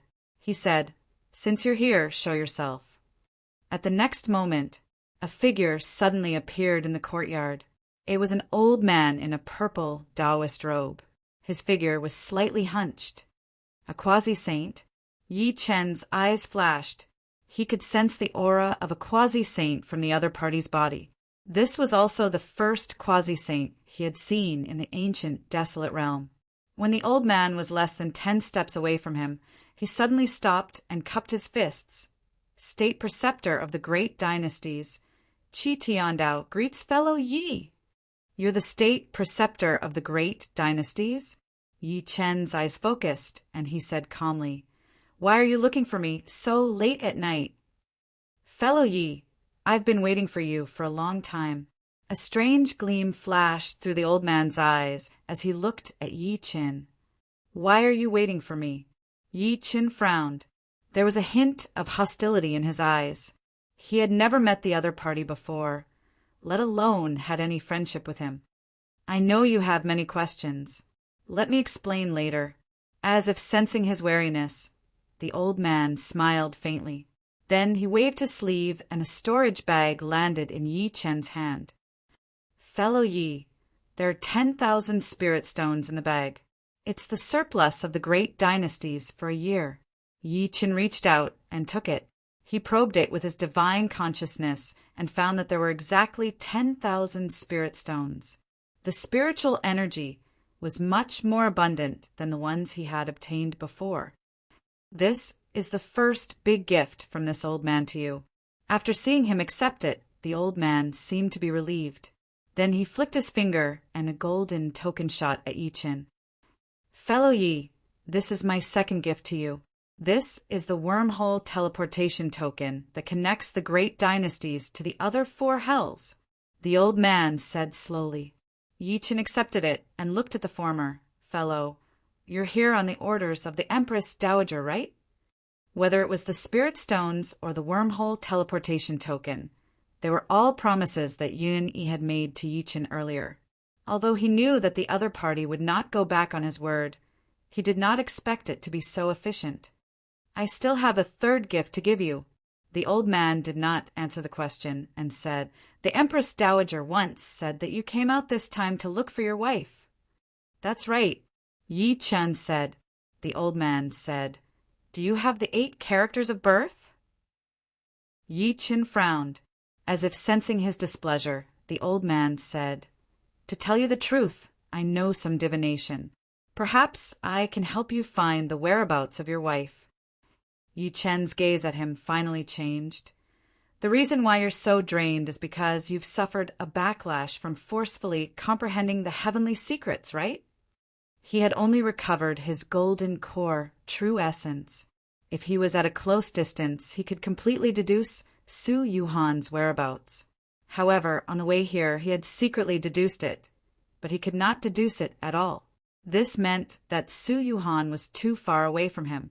Moreover, the art of deduction also involved familiarity with the space he was in, such as the location of the 8 trigrams. Fellow, you have a sharp eye. The old man smiled faintly. My master is a master of metaphysics. I've studied this all my life. I dare say that I'm number 1 in the entire northern region. After hesitating for a while, Yi Chen eventually wrote Su Yuhan's 8 characters of birth in the air with his bare hands and handed it to him. After the old man took it, the piece of paper shattered and turned into countless light spots that rose into the sky. If one looked closely, they would realize that the light spots were actually glowing words. At the next moment, the old man stretched his hand and collected all the words in his palm. Then he bit his middle finger and formed strange marks on his palm. Open my left eye to see yin and yang. Open my right eye to see the world. The 36 heavenly spirits above, the 72 earthly fiends below. Keep me alive, ghost path. He took a deep breath in and performed hand seals with both hands. P.S. Chapter 4 has been updated for today. End of this chapter. Chapter 1085. The night was dark and in the quiet courtyard. Yi Chen's expression remained the same. He watched quietly as the Grand Preceptor, Chi Tiandao, cast a spell to deduce Su Yuhan's whereabouts. As the latter formed a hand seal with both hands, 2 balls of fire appeared in his eyes. The fire was blazing and seemed to be about to burst out. At that moment, the vitality in the latter's body faded at a speed visible to the naked eye. More, and more wrinkles appeared on his face as if they were being absorbed by the flames in his eyes. Yi Chen's expression changed slightly. He did not expect the other party to be willing to burn his vitality for him. Just as he was about to stop him, he heard the latter say, "Fellow Yi, you don't have to worry about me. I don't have much time left, and I can die without regrets if I can help you with my broken body." With that, Qi Tiandao slowly closed his eyes. This spell was called the reincarnation dream technique. It was a technique passed down by his master. Cultivators could only use it twice in their lives, and each time they used it, it would consume a lot of vitality and lifespan. The first time was after the death of the late emperor of the Grand Dynasty. He had used it to find a way out for the dynasty. Yi Chen's appearance had proven his divinity. The second time he used it was to help Yi Chen find Su Yuhan. As the vitality in his body dissipated, Qi Tiandao's consciousness was extremely clear. His mind was empty. Vaguely, he seemed to have seen the world through the chaos, the entire northern region, and even the other realms, such as the eastern wilderness, the southern region, the western desert, and the central state. However, to his disappointment, he could not find it. He could not find the person who deduced it at all. His body was trembling. His mind was aching. It was a sign that he had reached his limit. He roared furiously and forcefully held on to his consciousness, trying his best to find that person again. Suddenly, an eye appeared in his line of sight. The eye was originally closed, as if a person was asleep. However, at that moment, the eye suddenly opened and met his gaze. Just that one glance. Qi Tiandao's heart trembled violently. Blurg! He spat a mouthful of blood and staggered to the ground. His face was filled with shock. "Eye, forbidden eye!" Yi Chen took a step forward immediately and patted his shoulder. He channeled some spiritual energy into his body and said, "How is it?" "I saw an eye." Qi Tiandao took a deep breath and said in shock, "It's that eye that hid the secrets of heaven. It's it! It's it that blinded everything." Yi Chen squinted. "That eye is too terrifying. It only glanced at me once, and I was almost scared out of my wits. Don't talk. Take this medicinal pill." Yi Chen flicked his finger, and a Qi Jing pill landed in his hand immediately. After Qi Tiandao swallowed it, he recovered a trace of vitality. Then he looked at Yi Chen. "Fellow Yi, listen to my advice and give up." "Why?" Yi Chen asked. Qi Tiandao said with lingering fear, "I saw a great omen from it. I saw blood flowing like a river. If you continue to search, you will only harm yourself." Yi Chen remained expressionless. "What's the shape of that eye?" "It's like a ghost's eye floating between heaven and earth, empty and emotionless." Qi Tiandao tried his best to recall. Yi Chen's eyes turned cold when he heard that. He secretly scoffed. "Seems like someone used a great divinity to hide Yuhan's whereabouts." Thinking to this point, the killing intent in his heart that he had finally calmed down surged again. "I don't care who you are. As long as you dare to touch my woman, I'll destroy you even if I have to go to heaven or hell." After saying that, he suppressed his killing intent and looked at Qi Tiandao. "You've paid such a huge price for me. Do you have anything in mind?" The latter coughed violently a few times before saying, "I don't have anything in mind, but I want to find a pillar for the future of my sect." At this point, he sighed. "I've protected the sect for 1,000 years. Before I die, the last thing I want to see is the sect destroyed after I leave. So, you're saying you want me to protect the dynasty?" Yi Chen frowned and shook his head. "If that's really the case, I can't do it." "Why?" Qi Tiandao smiled bitterly. "I won't stay in the dynasty." Yi Chen said calmly, "You know that I'm here to look for my wife. I'll leave once I find her." As soon as he said that, Qi Tiandao fell silent. After a while he said, "Fellow Yi, can you protect my dynasty for a year? As long as the time is up, the new emperor will become an adult. By then he will have the ability to face things independently. He looked at Yi Chen pleadingly. Within a year, the sect won't restrict your freedom. You just need to be able to help at the most critical moment. A year? Yi Chen seemed to be hesitating. Upon seeing that, Qi Tiandao said again, "Don't worry. Within a year, the dynasty will share half of the spirit stones with you. You'll be on equal footing with the new emperor. You can even use the power of the entire imperial court." 3 months. Yi Chen took a deep breath in and said calmly, "I can only protect your dynasty for 3 months at most. During this period, I'll wish your sect the best." "Fine, 3 months it is." Qi Tiandao sighed softly. Then he stood up and bowed to Yi Chen solemnly. "I'll be troubling you for the next 3 months, fellow Yi. Your life force has been exhausted, and your time has come." Yi Chen looked at him quietly. "It seems like you've consumed the medicine in the life origin pill. I'm afraid you have less than half a month left to live." Previously, when he probed the other party's body with his spiritual power, he had a good understanding of the other party's condition. The essence longevity pill could only be used 3 times in a person's life. After that, it would no longer have any effect. The former had obviously done it more than 3 times. "Half a month is enough." Qi Tiandao smiled calmly. "With your promise, even if I die now, I won't have any regrets." His eyes were filled with relief. He had protected the sect for 1,000 years. In the past 1,000 years, he had never married a woman and had never left behind a child. Even this disciple of his, Shuang, was only recently accepted. It could be said that before this, what he could not let go of the most was the sect. Now that Yi Chen had appeared, he saw hope for the sect's future. It could be considered as an explanation to the past emperors. At that moment, there was a commotion outside the residence where Yi Chen was. It seemed like someone was shouting. The 2 of them appeared on the huge street in a flash. They saw a horse galloping on the street. However, the horse's mouth was foaming. It was obvious that it was exhausted. Countless commoners gathered around. On the horse, a man lay weakly on the horse's back. His lips moved slightly as if he was trying to say something. Plop, the horse fell to the ground, panting heavily as it flung the man off its back. Qi Tiandao waved his sleeve and helped the man up. Then he asked what happened.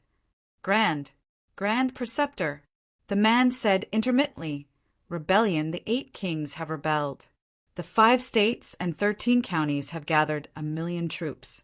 They split into 5 groups and broke through 10 passes in a row, attacking the capital." End of this chapter. Chapter 1086.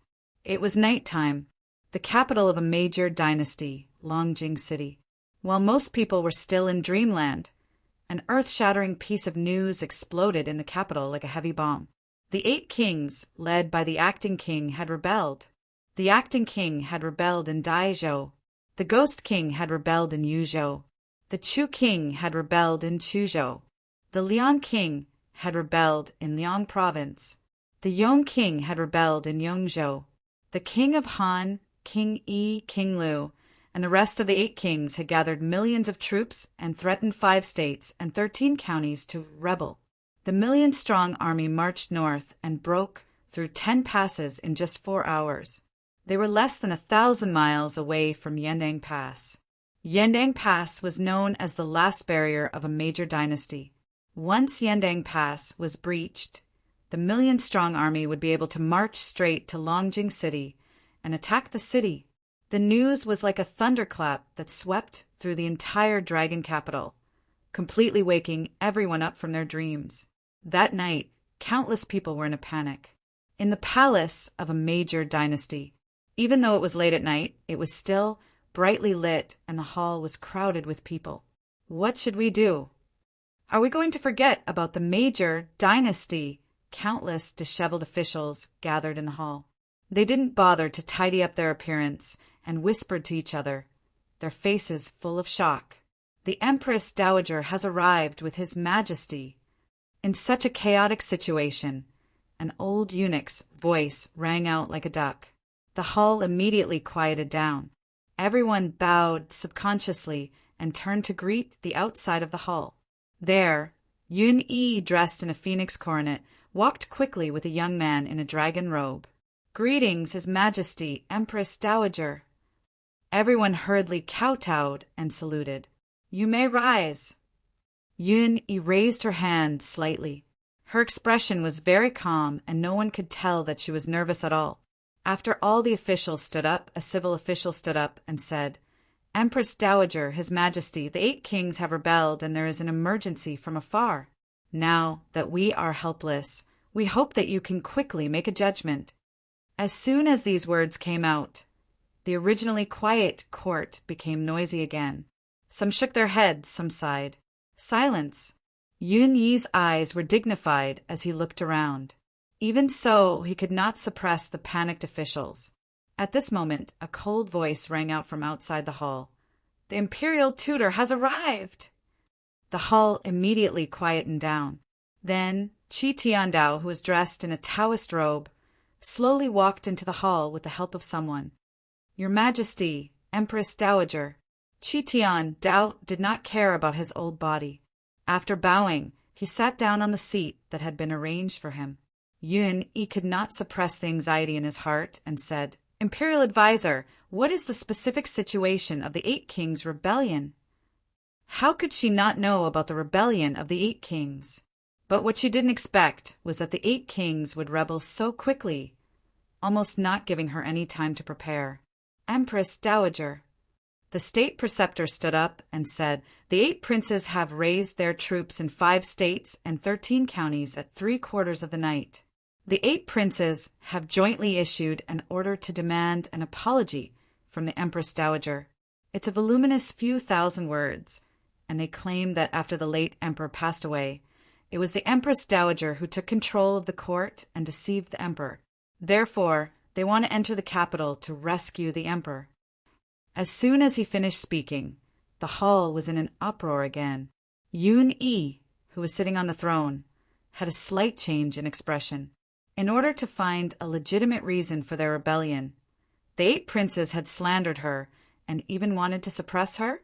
Qi Tiandao coughed heavily. After everyone had quieted down, he said, "Now the rebels have broken through 10 passes. They are less than 1,000 miles away from Yendang Pass." "How is that possible?" An official was shocked and said in disbelief, "Even Chuzhou, which is the nearest city, is thousands of miles away from Longjing City. How could they break through 10 passes in less than 6 hours?" "That's right."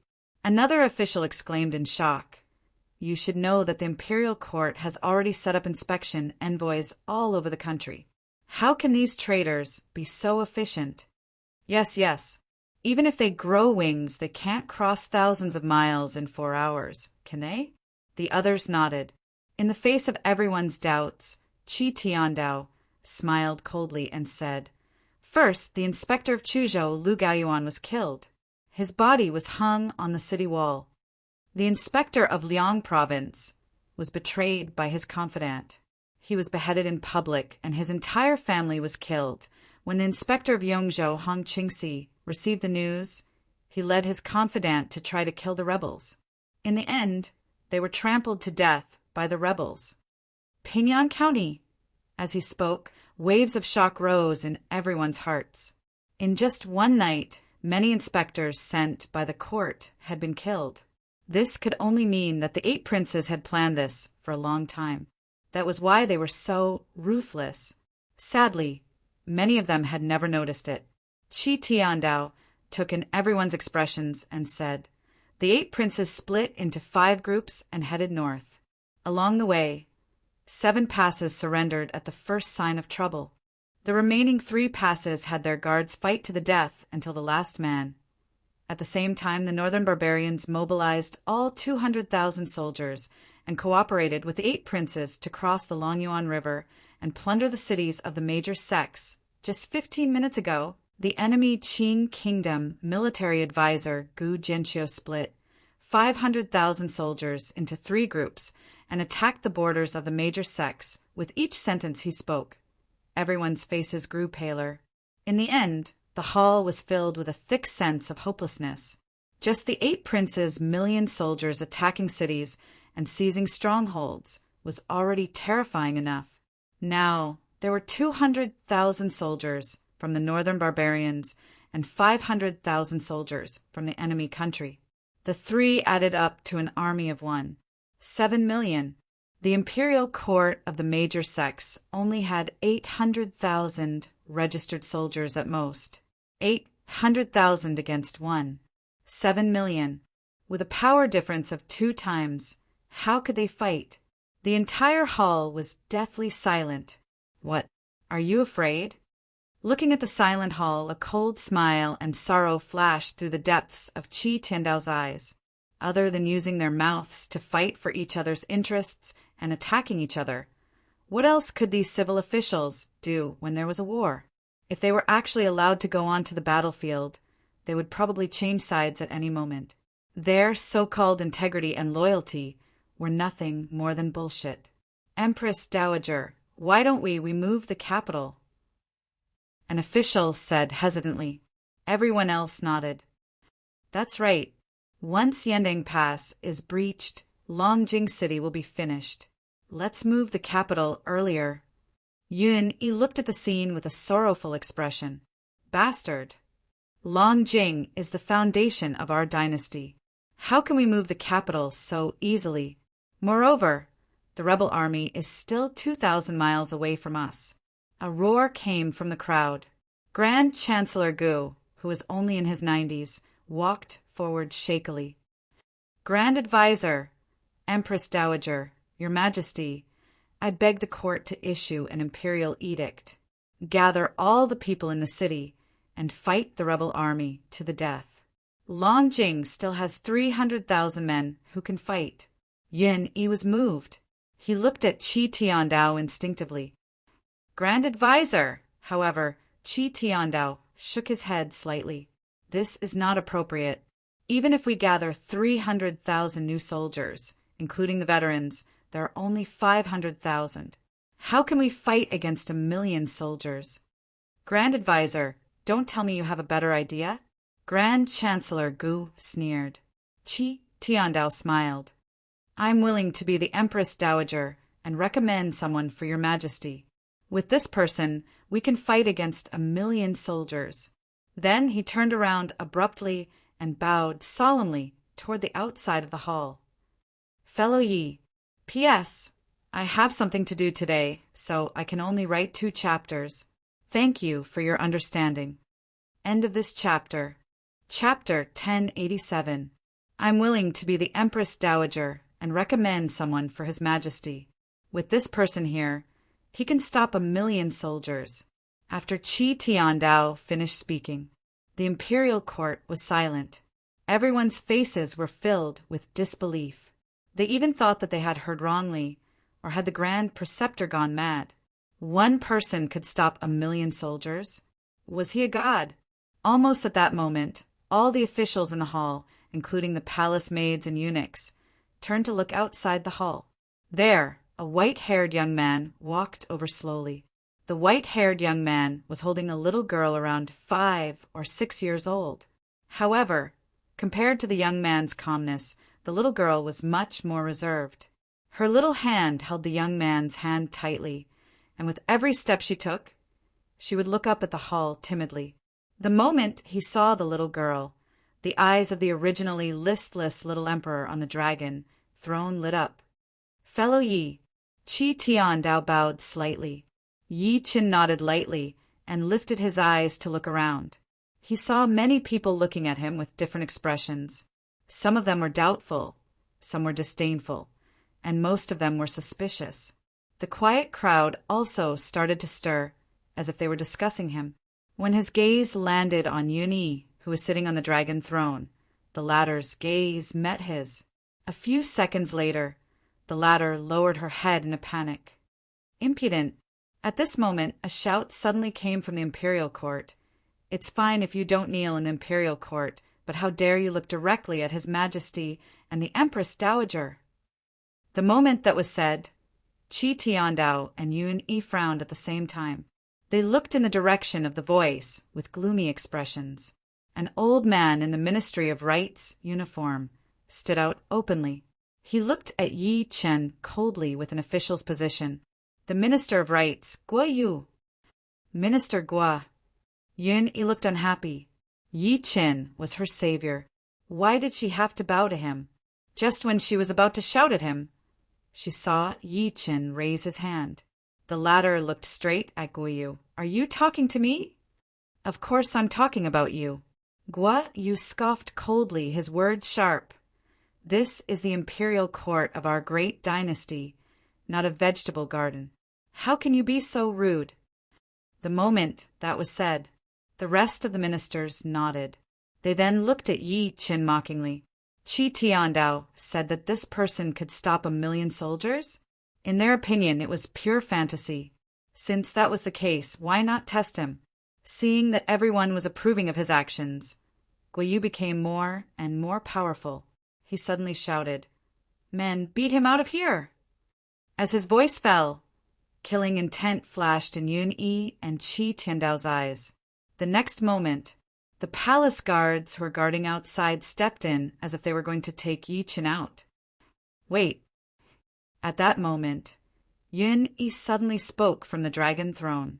Empress Dowager. Guo Yu was about to speak. However, Yun Yi coldly said, "Minister Guo, do you know your crime?" Guo Yu was stunned. Yun Yi coldly said, "Mr. Yi is Ai Jia's savior, and secondly, he is not a citizen of my great dynasty. What obligation does he have to report to Ai Jia and His Majesty?" Yes, mother is right. The little emperor was clapping, but he had his eyes on Meng Meng, who was next to Yi Chen. His eyes were filled with intimacy. However, the little girl made a face at him. Empress Dowager, but Guo Yu hesitated. Treating Ai Jia's savior like this is equivalent to looking down on me. Yun Yi was extremely dignified. Mr. Yi is also the Grand Master's guest. Being rude to him is equivalent to looking down on the Grand Master. At this point, she frowned and shouted, "Men, take Minister Guo down. Strip him of all his official positions and imprison him in the Supreme Court." As soon as that was said, Guo Yu almost fainted. "Spare me, Empress Dowager. Spare me, Grand Master. I didn't mean to offend you." He had underestimated Yi Chen's influence and how much Yun Yi and Qi Tiandao valued Yi Chen. However, no matter how much he cried, Yun Yi and Qi Tiandao turned a blind eye to him. Then the court guards outside took off his official robe on the spot and forcefully took him away. After that, the imperial court fell silent. No one dared to speak anymore. However, they looked at Yi Chen with fear in their eyes. The Empress Dowager was no longer as weak as before. She suddenly became extremely powerful, causing them to be unable to react for a moment. Someone subconsciously wanted to stand up and plead for Guo Yu, but he was stopped by his colleagues who were close to him. Only then did he suddenly come to a realization. Regarding the Empress Dowager's decision, the Grand Master had acquiesced from the beginning to the end. Whoever stood up to object would be making an enemy of the Grand Master, and the outcome could be imagined. Since the founding of the major dynasties, the Grand Master status was supreme. Even the emperor had to be courteous to him, let alone the ministers. Thinking to this point, he could not help but break out in cold sweat. "Someone give Mr. Yi a seat." Yun Yi waved her hand lightly. "Give him the 8 glazed golden throne." As her voice fell, the imperial court was in an uproar. The major dynasties respected glaze, and the quality of the glaze represented one's status. Even the Grand Master only had the 9 glazed golden throne. Meanwhile, the Empress Dowager gave Yi Chen the 8 glazed golden throne. What did that mean? Not long after, several people respectfully carried a golden glazed throne into the hall. Yi Chen sat down calmly. This caused countless people to be extremely envious. Qi Tiandao suddenly knelt down heavily to Yun Yi and said slowly, "Empress Dowager, Your Majesty, I request for Mr. Yi to be conferred the title of King, General of the South." As soon as he said that, whoosh, The imperial court was in an uproar. Everyone was astounded by this revelation. King of the South, General of the South. Such a title had never been conferred in the major dynasties. It could be said to be shocking. Even Yi Qin was shocked. Yun Yi nodded lightly. Just when she was about to agree, a voice of objection came from the imperial court. I don't agree. But Prime Minister Gu Yifu stood up on the spot. Your Majesty, Empress Dowager. Gu Yifu knelt down heavily. Even though Mr. Yi has done a favor for our sect, we can't accept such a title. Etiquette can't be abolished, and this precedent can't be set. We beg the Empress Dowager to take back the decree. In an instant, countless ministers knelt down. Yun Yi's expression changed. Qi Tiandao's gaze was dignified. Why? Are you guys trying to force me to abdicate? Imperial tutor, it's not that we want to force you to abdicate. Gu Yifu lifted his head with a determined look on his face. Mr. Yi isn't a member of our Dazhong dynasty. Once he's in power, as long as he has a selfish motive, he can cause our Dazhong dynasty to fall into eternal damnation. That's right. Most importantly, this person's identity is unknown, and his background is unknown. What if he's a spy sent by the enemy kingdom? Someone echoed. Qi Tiandao's expression was grim. Just when he was about to speak, Yi Qin, who had been silent, said, Since you guys don't believe me, I don't have the obligation to interfere with your dynasty's matters. Lastly, don't come and beg me anymore. After saying that, he carried his daughter and left. End of this chapter. Chapter 1088. Everyone was so shocked by his reaction that they could not react for a moment. Fellow Yi. Qi Tiandao hurriedly chased after him. Court dismissed. Yun Yi looked at everyone coldly and left with a flick of his sleeve. As the few of them left, the officials of the imperial court looked at each other and could not help but look at each other. An official said weakly, Sirs, we've discussed for a long time, but it seems like we haven't come up with an effective plan to retreat. What can we do? Why don't we invite that Mr. Yi back? A rank 5 official could not help but say, At the moment of life and death, our dynasty is surrounded in many places. Now, we can only try everything we can. What a joke! At this moment, Prime Minister Gu Yifu sneered and said, Looks like the Grand Preceptor is really old. He actually placed the hopes of our dynasty on an outsider. At this point, he said nonchalantly, I don't believe that our dynasty is really at a dead end. Moreover, there's still no news of Yending Pass's fall. We still have hope. The Prime Minister is right. Yending Pass is guarded by General Han. In addition, it's easy to defend and difficult to attack. How can the rebels break through? That's right. Before that brat left, he actually told us not to beg him. What a joke. We are high-ranking officials of the imperial court. Why would we beg a commoner? Even if I die, I won't beg a brat. The rest of the ministers chimed in incessantly. Outside the palace, Qi Tiandao caught up to Yi Qin quickly and sighed softly. They're all civil officials. Apart from being able to talk, they're useless. Why do you care about them? Yi Qin suddenly stopped and turned to look at him. You're wrong. I'm not arguing with them. I shouldn't have meddled in other people's business. With that, he left resolutely. Seeing that he had made up his mind, Qi Tiandao could only smile bitterly. His figure then disappeared into the hazy night. That night, several military orders were issued from the capital. The resulting chain reaction was that countless armies headed south, speeding towards Wild Goose Pass. Obviously, they wanted to reinforce this final barrier.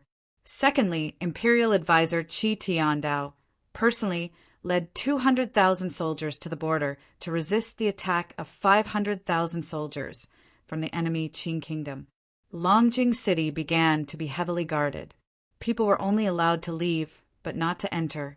The Royal Guards, and the City Defense Army all left the city, setting up 3 lines of defense between Yendang Pass and Longjing City. At the same time, The Ministry of War began to mobilize the common people overnight to recruit soldiers and horses. The person in charge was the current Prime Minister, Guifu. In less than 2 hours, he had successfully gathered an army of 350,000 soldiers. One of the ministers complimented.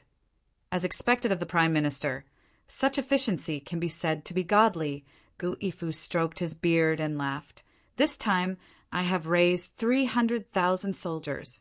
I have already submitted a petition to Empress Dowager to allow my son, Guyu, to lead them south. With young Master Gu leading the team personally, we will definitely be victorious. We will defeat the enemy and help our sect escape. The assistant minister of the Ministry of Revenue was full of flattery. We will congratulate the Prime Minister in advance. Once the rebels retreat, the Prime Minister's name will definitely shake the major sections. Your prestige might even surpass the Imperial Advisor. Yes, yes, yes, the others nodded in agreement. Guifu pretended to be humble. It's all for the great sect. In the Empress Dowager's bedroom, Yun-Yi looked at herself in the mirror in a daze. Her body was a little stiff. Mr. Yi is gone. An old eunuch bowed and said, Empress Dowager, the people I sent to investigate reported that the mansion was already empty. It seems that Mr. Yi really left. Yun-Yi's eyes dimmed. She suddenly felt a sense of bitterness in her heart. She then took a deep breath and said, Forget it. I was too selfish. After all, Mr. Yi is not a member of our sect. It's just that I don't know when I will see Mr. Yi again. Or maybe we will never see each other again in this life. At such a time, she did not dare to think about it, and she could not think about it. Less than 1,000 miles away from Longjing, in an extremely hidden kernel. The terrain was relatively low, and it was a natural cave that extended nearly 100 feet deep into the ground. If an ordinary person fell in, they would definitely be smashed into pieces. At that moment, 2 figures, one big and one small, appeared near the cave. They did not move in the face of the huge suction coming from the cave. It's here. Yi Chen carried his daughter and looked at the cave before him quietly. Qi Tiandao once said that the great dynasty's wormhole is here. It seems like he didn't lie to me. Now that I have the great dynasty's teleportation token, I can teleport to the other 5 territories. His eyes flickered. However, I still don't know where Yu Han and my parents are. Where should I go? Eastern Wilderness? Southern Region? Western Desert? Or Middle State and Tianfeng Sea area? The King Mu Fort in the Tianfeng Sea area can be considered to be related to me. Perhaps I can use their power to find Yu Han and the rest, Yi Chen thought to himself. The little girl was in his embrace. She looked down from her neck and said in fear of heights, Daddy, are we jumping down from here? If you're afraid, close your eyes. Open them when Daddy calls for you. Yi Chen kissed her lovingly. His wife was not here, his parents were not here, and his brothers and friends were not here either. Fortunately, his daughter was with him. At that moment, his ears trembled a few times, and he suddenly looked into the distance. Over there were several auras rushing towards them. 4 of them had actually reached the martial arts grandmaster level. Yi Chen's eyes flickered a few times. Subsequently, he gestured to his daughter to keep quiet and gradually hid in the void. Whoosh, whoosh! A moment later, 4 figures landed near the cave. There were 4 men, and the leader was a Taoist with a plump figure. The fat Taoist lowered his head and sized up the cave for a few seconds before saying, Fellow Wu, are you sure that the wormhole below is where the royal family of the major sects are hiding? A freckled old man behind him said, Fellow Lu, this secret was discovered by my master on behalf of the king. It's absolutely true. How can it be wrong? Since it was discovered by the king, then it can't be wrong. The fat Taoist nodded. Now that the 8 kings are suppressing Yending Pass in order to prevent the royal family from escaping to other territories, we must destroy this wormhole. What? The moment that was said, the other 3 were shocked. Someone said, Fellow Wu, it's extremely difficult to build such an impulsive formation. Once it's destroyed, it'll completely cut off the connection between our northern region and the other regions. I can't care so much. The fat Taoist's words flickered. I heard that a few days ago, a demon suddenly appeared in the southern region. This demon wreaked havoc in the entire southern region and wiped out many great sects overnight. Fellow Taoist Wu, is the demon you speak of a corpse monarch? It's said that this fellow has killed many powerhouses and even forced a martial saint to take action. Even so, it's difficult to stop him. Someone sucked in a breath of cold air. End of this chapter. Chapter 1089. That's right, it's him. The fat priest nodded. Therefore, in order to prevent this person from entering our northern territory, we have to destroy this wormhole no matter what. On the other hand, Yi Qin, who was hiding next to them with the invisibility tactic, was moved when he heard that. Devil? Corpse Emperor? Could it be that he had one? At that moment, a black ball of light suddenly appeared in the fat priest's hand. It was shrouded in a dense aura of death that did not dissipate. However, the moment they saw it, the expressions of the other three changed drastically, and their eyes were filled with fear. Could this be the upside-down ball of the northern barbarians? Someone sucked in a breath of cold air. That's right. The fat priest smiled faintly. It's the upside-down autumn of the northern barbarians.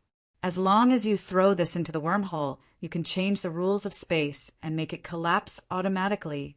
With that, he held the upside-down ball in one hand and looked down at the cave in front of him. He grinned sinisterly and said, Great sects and royal families, once your path of retreat is cut off, you'll be completely trapped by the 8 kings. Right at that moment, he suddenly felt his hand lighten. The upside-down ball in his hand suddenly disappeared. At the next moment, Yi Chen's figure appeared slowly. He looked at the upside-down ball in his hand and shook his head. Fortunately, I came in time. Otherwise, you guys would have destroyed the wormhole here. As he appeared, the expressions of the 4 of them changed slightly. They immediately stared at him as if they were facing a great enemy. When the fat priest came back to his senses, his expression was extremely terrible. Brat, how dare you take my thing? Let me ask you, did the devil from the southern region that you mentioned earlier claim to have one? Yi Chan exerted strength in his arm and shattered the upside-down ball completely. How dare you destroy my upside-down ball? The fat priest was shocked and furious. He attacked Yi Chen with killing intent from behind. I'll make you beg for death. Yi Chen merely glanced at him. Just a glance. The fat priest immediately felt that he could no longer move. At the same time, an extremely terrifying pressure crushed over like a tide. Plop, he immediately knelt on the ground, feeling extremely shocked. He was a martial ancestor. He could not even withstand a single glance. When the other 3 saw this, they were stunned at first. Then, they wanted to fly away without saying a word. Stay here. Yi Chan waved his sleeve and pressed the 3 of them onto the ground directly. Subsequently, he walked toward the fat priest step by step. Senior, I'm a man of King Chu, the fat Taoist hastily said. You, however, Yi Chen could not be bothered to talk to him. He pressed his hand on his head and performed the soul-searching tactic forcefully. After the time it took for an incense stick to burn, for fireballs shot out from Yi Chen's fingertip. 3 Wuzongs were burned to ashes on the spot. The new demon from the southern region has indeed won. Yi Chen was between laughter and tears. Through using the soul-searching spell on the 4 of them, Yi Fuqian found out that Ying had actually come to the ancient baron world a day earlier than him. However, Ying had landed in the southern region. This guy seemed to be injured. As soon as he appeared, he was subdued into a corpse puppet by a powerful being. However, the other party underestimated Ying's capabilities. 2 days later, he was sucked dry by Ying. And now, he had become the public enemy of the southern region. He frowned. It's a pity that the 4 of them don't know the whereabouts of the patriarch, Wu Shuang, and the others. Yi Chen walked to the last old man as he thought to this point. He performed the soul-searching tactic while ignoring the old man's begging. After digesting the old man's memories, there was finally a slight change on his calm face. Yin-Yi has actually seen the ghost ship. From the last person's memory, he learned that the old man was from the Northern Barbarians. The reason why the Northern Barbarians were involved in the civil war of the great dynasties was all because of Yin-Yi. It was because there had been traces of the ghost ship in the northern region. Only a few people knew about this. The great figure of the Northern Barbarians was one of them, and the other one was Yin-Yi.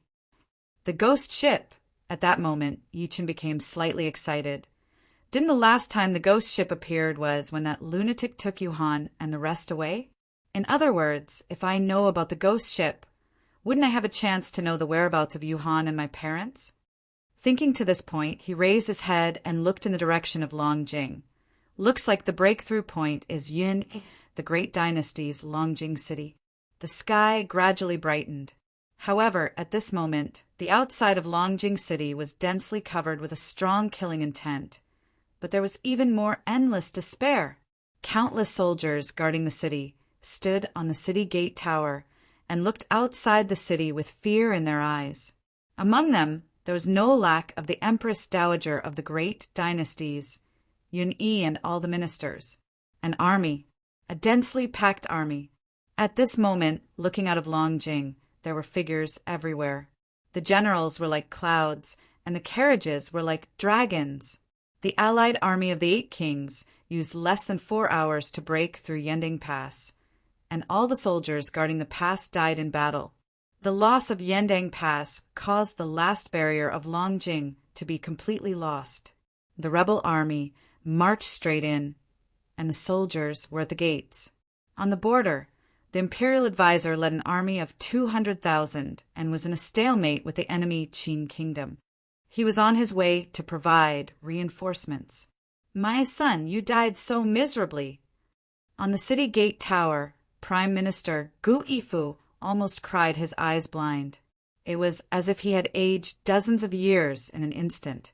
Normally, perhaps there would be ministers who would go over to support him and comfort him. However, at this moment, everyone only felt anger toward him. The 300,000 new soldiers he had gathered were led by his eldest son, Guyu. However, they had been scattered by the 50,000 rebel soldiers. In the end, the 300,000 soldiers had been trapped and killed. The so-called trapped and killed was to bury them alive.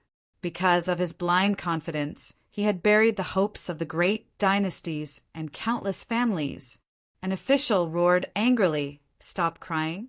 If you want to cry, wait until you reunite with your useless son in the underworld." Yun-Yi looked at all of this with a mocking expression. From the moment the news of the defeat came to the moment the rebel army surrounded Longjing, she had not said a single word. She knew that the great dynasties were finished. Even if the imperial advisor could arrive in time, he would be powerless to turn the situation around, much less the imperial advisor. She quietly sized up everyone around her. There were those who were afraid, those who were determined, and those who were crying. However, her heart was incomparably calm. She subconsciously glanced to the south, and the scenes of Yi-Chen escorting her to the north involuntarily appeared in her mind. If Mr. Yi had not left, with his bravery, perhaps the great dynasties would still have a glimmer of hope. With that thought, she rejected it. No, Mr. Yi left well. He's not a member of the great dynasties, so he shouldn't stay behind to accompany us in death. She subconsciously gripped her sleeve. No one knew that there was a pair of scissors in her sleeve. That was what she had prepared for herself. The day the city was breached would be the day she committed suicide. Right at this moment, a steed suddenly galloped out from the army outside the city. The other party stopped outside the range of the city wall. Above it, a burly man in armor sneered, "Empress Dowager, my lord only has one thing to say on behalf of the king. As long as you are willing to order the city to surrender and hand over the person surnamed Yi, more killing can be prevented. Otherwise, when we attack the city, it will be the time to massacre the city." End of this chapter. Chapter 1090. Longjing City. The generals stood tall, and the flags fluttered in the wind. Otherwise, when we attack the city, it will be time to massacre the city. As the voice of the commanding officer fell, the people on the wall were dead silent at first, but then they burst into an uproar. Most of them were cries of fear. Massacre the city. The rebel army actually wanted to massacre the city. One had to know that this was the capital of a major dynasty. There were millions of people in the city. Once the city was massacred, millions of people would die. Most importantly, the Empress Dowager, Yun-Yi, and many important officials of the imperial court were present. Traitors, you traitors will die a horrible death. Empress Dowager, don't open the city. As officials, we have long handed over our lives to the country. Yes, we would rather die than surrender. Many officials and soldiers guarding the city roared at the top of their lungs, their eyes filled with determination. Why don't we open the city? That's right. That's a massacre. Once we anger them, all of us will die. Empress Dowager, we don't want to die. Most of them begged for mercy in fear. Some even knelt before Yun-Yi. Some even rushed down the city wall, as if they wanted to surrender. Throughout the entire process, Empress Dowager Yun-Yi supported the little emperor beside her and watched this scene expressionlessly. When she noticed the wailing ministers, there was only sorrow and mockery in her eyes. It was because most of these people were the ones who opposed Yi Chen's involvement in the matter of the dynasty. Thinking to this point, she raised her head slightly and looked at the army that covered the sky and earth. Her gaze landed on the messenger, and then she opened her red lips slightly. I can die, but the dignity of the royal family will never fall. As soon as he said that, the messenger below the city immediately sneered. Do you want to drag the entire city down with you? The threat in his words was not concealed at all, but it was mixed with dense, killing intent. At the same time, the army outside the city shouted in unison. The commotion was like thunder. It caused everyone's expression to change. Wait! Gu Ifu suddenly roared loudly, and then said to the acting king, Acting king, princes, this lowly official is willing to surrender. This lowly official is willing to surrender. Everyone looked at him in disbelief when they heard this. One had to know. He, Gu Ifu, was the prime minister of the dynasty. Previously, he had given everyone the impression that he was incomparably loyal, and many officials viewed him as a role model. However, in this time of national crisis, he actually wanted to defect to the enemy. Yun-Yi's delicate body trembled slightly. A minister scolded, Gu Ifu, you're shameless. Don't forget that you're the prime minister. So what? Gu Ifu smiled coldly. This old man has done enough for the country. Now, I just want to spend my remaining years in peace. At this point, he looked extremely pained. Moreover, my son Guyu has already sacrificed his life for the country. He has already done enough for the country. Shameless. Old man, you are really shameless and hypocritical. Many people pointed at him and cursed. Gu Ifu looked at Yun-Yi and the little emperor, smiled disdainfully, and then jumped down from the city wall. Although he was a civil official he had cultivated before, even though he had not reached the Grandmaster realm, this small city wall was not a problem for him. Ha ha ha! At this time there was a sudden burst of laughter from the army outside the city. If Prime Minister Gu is willing to defect, I will welcome you. Under everyone's gaze, the army slowly parted to form a path. Then several people walked in the air, carrying a sedan chair. As the sedan chair landed, a middle-aged man wearing a dragon robe slowly walked out from it. It's the acting king, this traitor! Someone exclaimed. Everyone looked at the middle-aged man again. Their eyes were filled with shock and hatred. It was this person who contacted the other 7 vassals and triggered this civil war in the dynasty. Gu Ifu walked over respectfully and said with a slight flattery, Thank you, your highness. No, thank you, your majesty. This old official will repay you with my life. After saying that, he stood behind the acting king. The acting king looked at the city wall again, his eyes focused on Yun-Yi. Empress Dowager, now that things have come to this, why not surrender? Even if you don't think for yourself, you have to think for the countless people in this city, right? However, Yun Yi just glanced at him. Refusing a toast only to drink a forfeit, the acting king's face turned cold and said, I will give you another chance. As long as you are willing to surrender to me in advance, not only will I not kill you, but I will also reward you afterward. As his voice fell, there were people directly jumped down from the city wall. Your Highness, I am willing to surrender. And me? In just a few breaths, there were more than a dozen civil officials who jumped down from the city wall in front of everyone, defecting at the last minute. This scene infuriated everyone present, but there was more helplessness. Yun Yi raised her head, her slender hand slowly grasping the little emperor beside her, and then she smiled. Jing, are you afraid of death? Mother, I don't want to die. The little emperor was already in a daze, shivering, his eyes full of fear. I know you don't want to die. Yun Yi said softly, but you are the emperor. You are the ruler of a country. You are the only descendant of the previous emperor. You are the face of the royal family. As the saying goes, the emperor guards the gate of the country, and the emperor dies for the country. You have the obligation to live and die with this city. Her voice was neither loud nor soft, but every single word was heard by everyone around her. Empress Dowager, many loyal and upright people were moved, and those who were greedy for life and afraid of death before looked extremely ashamed. The little emperor still shook his head. No, I don't want to die. Yun Yi smiled faintly and gently picked up the little emperor. She then surveyed her surroundings, and within her clear and cold gaze, there was a sliver of determination. People of the big sex, it is because of my incompetence that the world is in such a disaster today. The next moment, she carried the little emperor and directly jumped onto the city wall, then jumped down heavily, face down.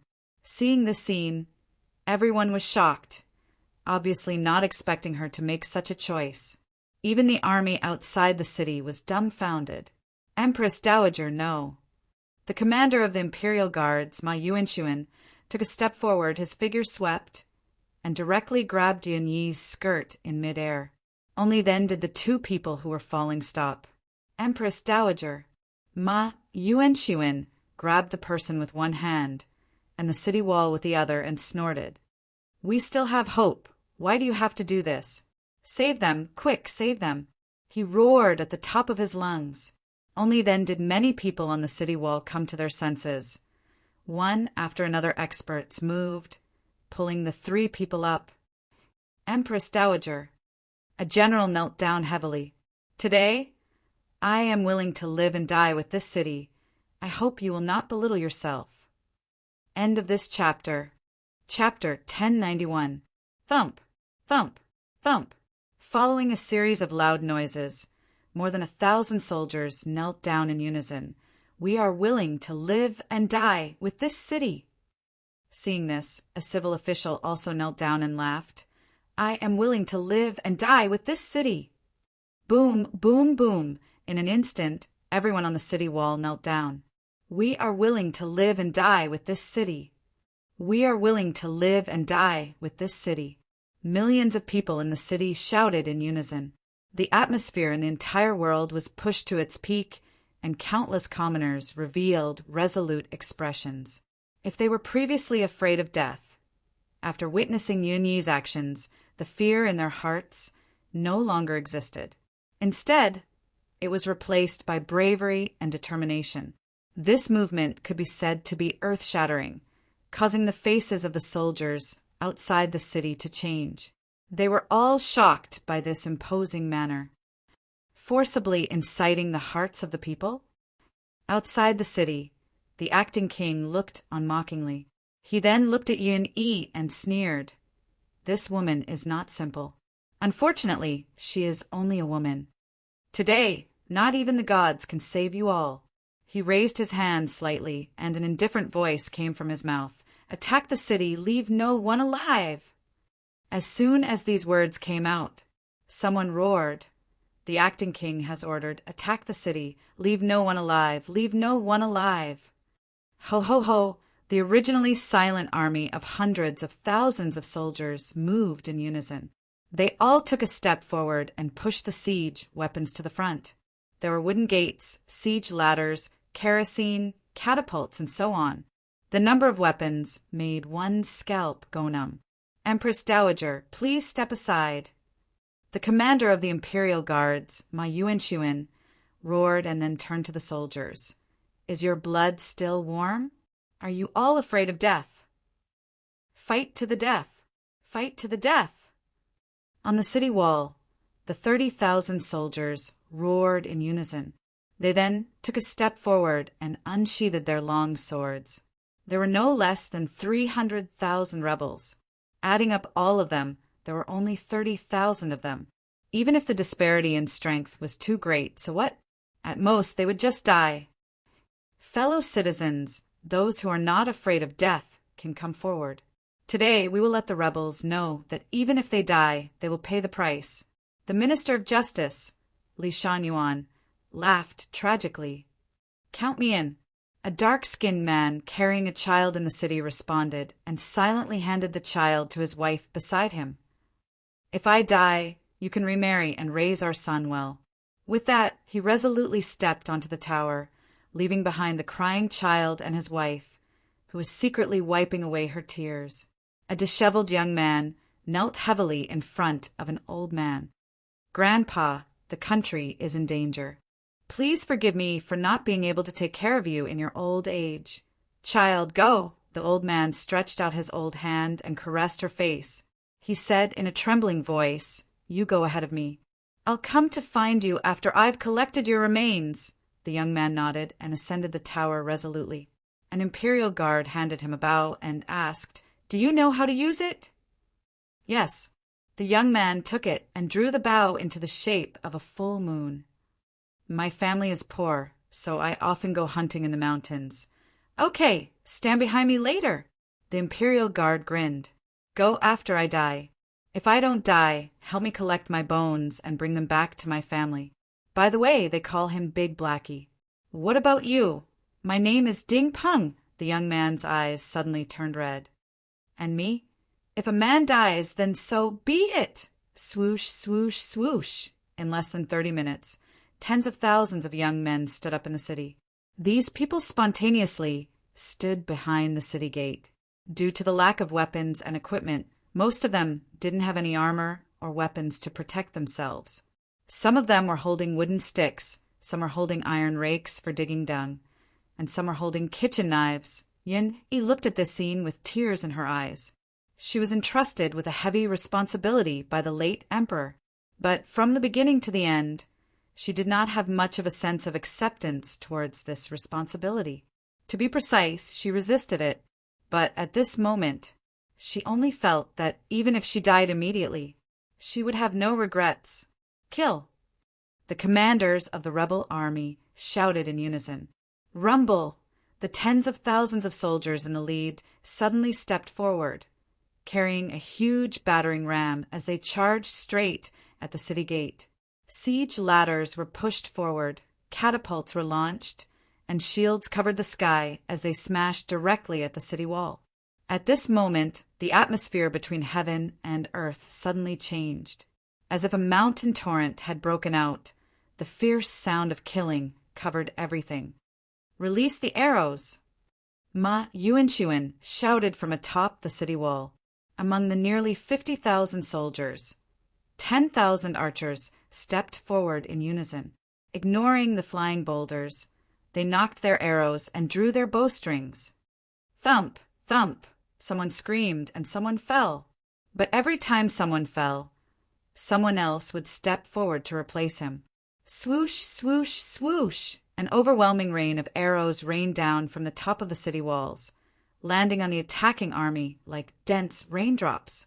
Some of the rebel army fell, and some screamed. But compared to the total number of casualties, it was no different from a stone falling into the sea, unable to cause a single ripple. The acting king sat in his carriage, expressionless as he watched the scene unfold before him. as if the withering of lives did not affect him at all. Acting king, why don't we divide the troops into 4 groups and attack from all 4 gates at the same time? A strategist suggested. They have few troops and even fewer equipment, so they will not be able to defend all 4 gates at the same time. As long as any one of the gates is breached, it will be the end of them. What's the hurry? The acting king peeled an orange and ate it. I have the advantage in numbers. If we want to fight, we must completely crush all their hopes.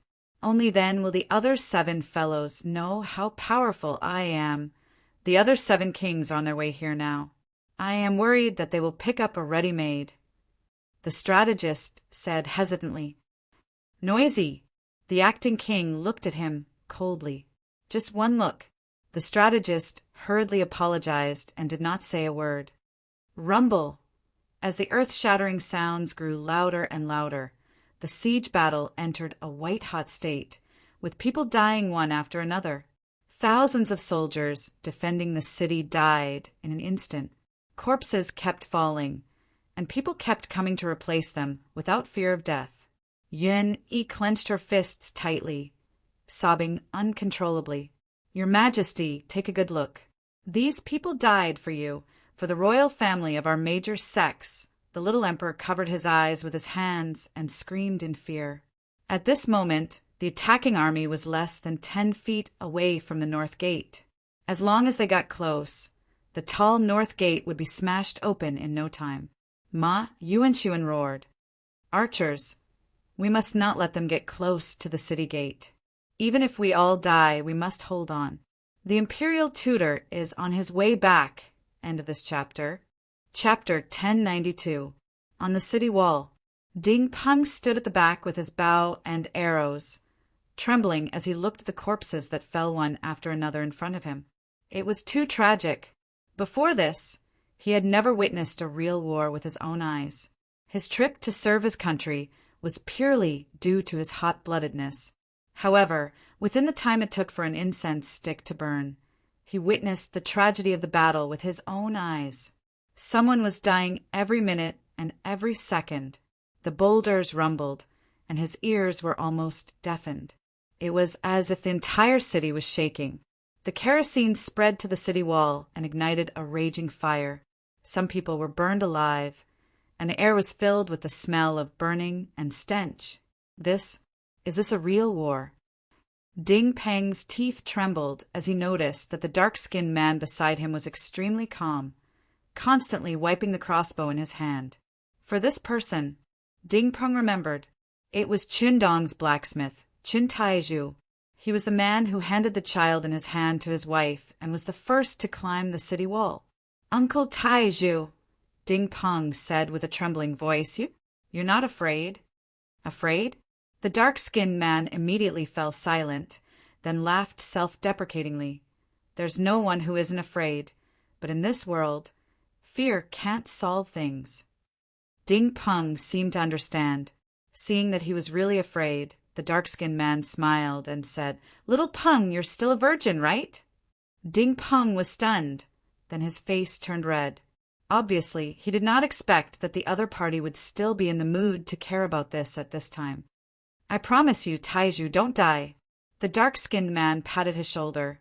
Live well, later let your grandfather find a wife for you. The taste of women is very wonderful. That big white legs, that big high. Tisk tisk.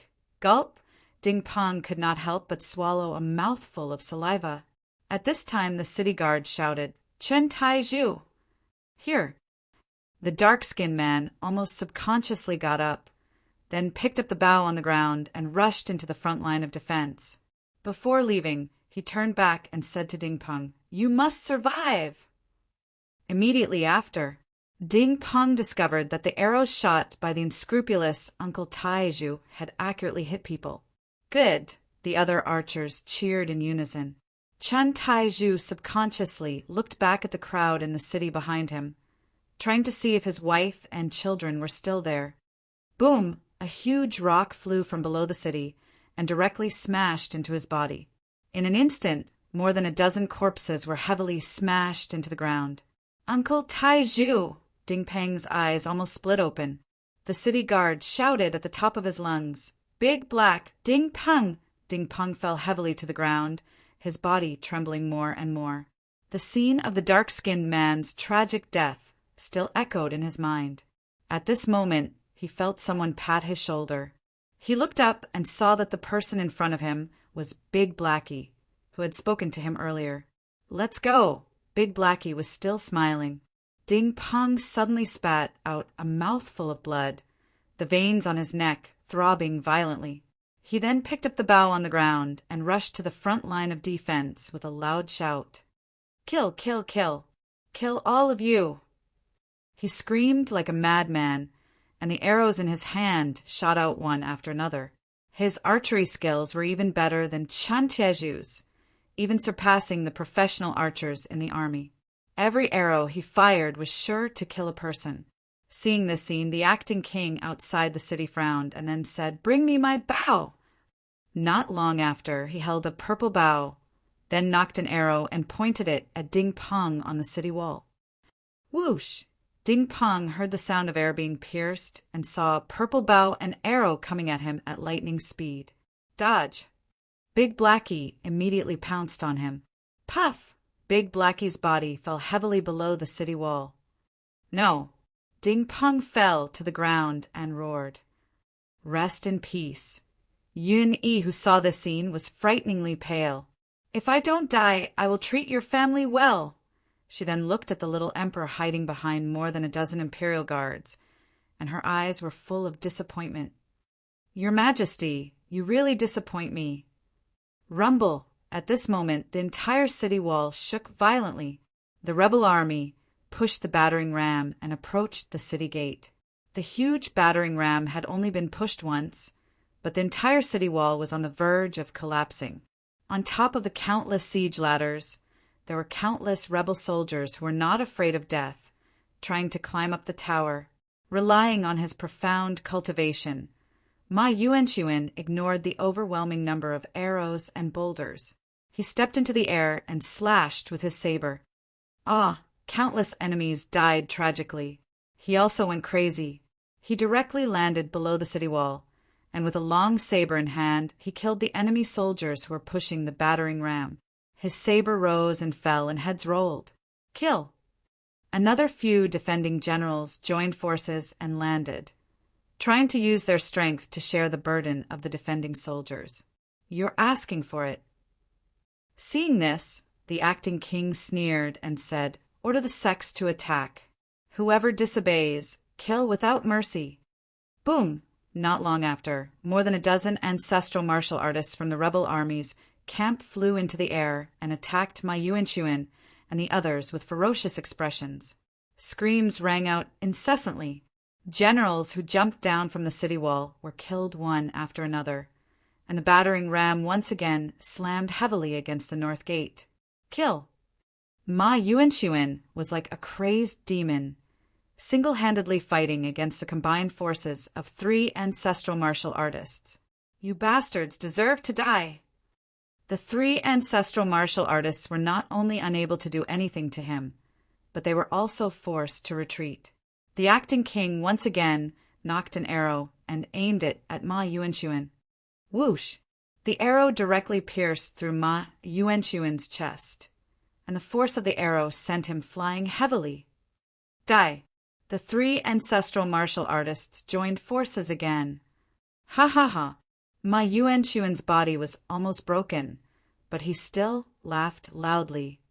"Traitors, you bunch of traitors. Even if I die today, I will wait for you down there. Die!" One of the ancestral martial artists chopped off his head. "General Ma!" Yun Yi cried her heart out. Rumble. At the same time, the north gate was breached. Tens of thousands of rebel soldiers charged into the city.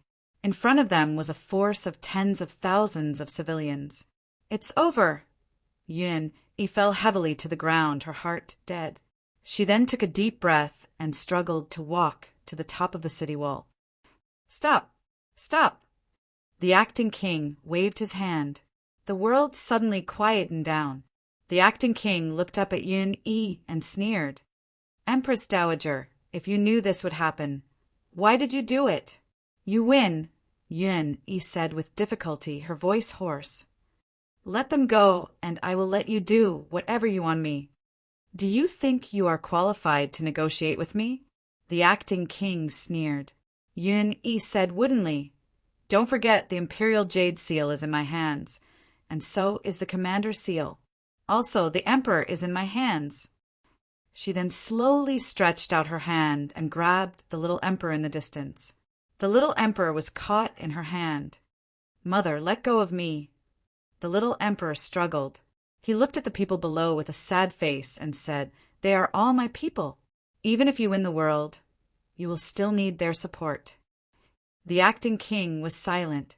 Yun-yi ignored the little emperor's struggle and said again, As long as you promise me not to massacre the city, I can give you the imperial jade seal and the commander's seal.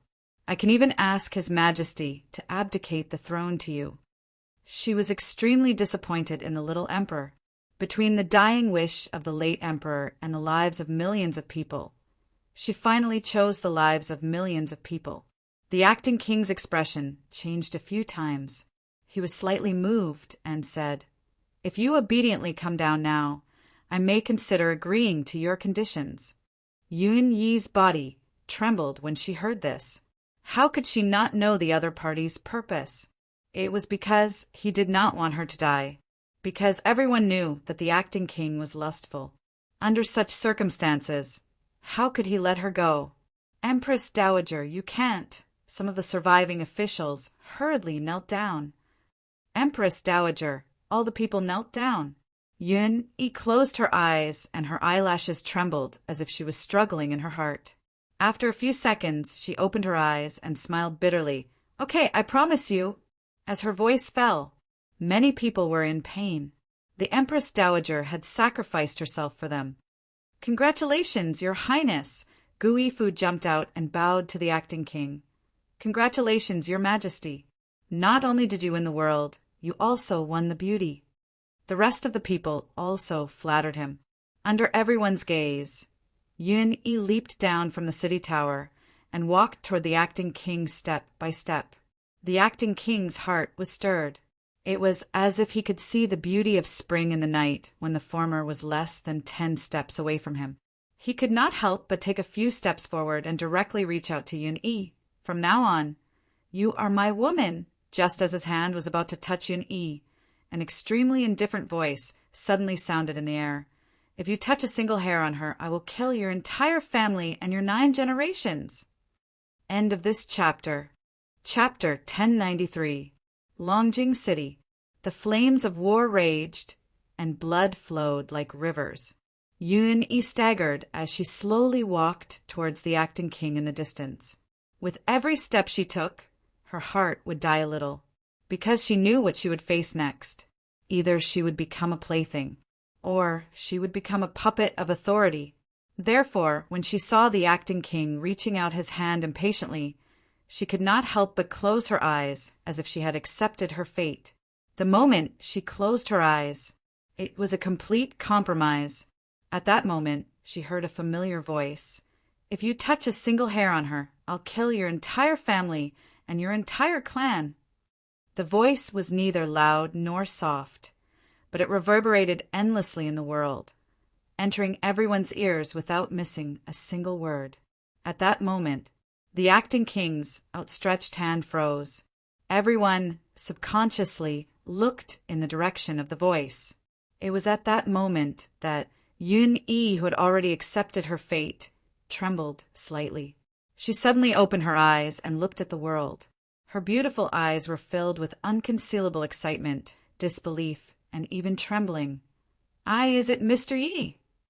At the next moment, a figure appeared from afar at some point in time. As the space distorted, the figure rushed over like lightning. It was a cold young man with fluttering white hair. He was holding a little girl in his right hand, and golden flames flickered in his eyes. His entire body was like a 10,000-year-old ice cube. Along with his appearance, the temperature in this area instantly dropped. It's really Mr. Yi. Looking at that face, even Yun-yi, who had always been determined, felt an indescribable emotion surging in her heart. In her clear eyes, there was a thick layer of mist condensing. She initially thought that Yi Chen had left because of what happened earlier. Even so, she did not blame Yi Chen. As Yi Chen was not related to her, he had no obligation to help her repeatedly.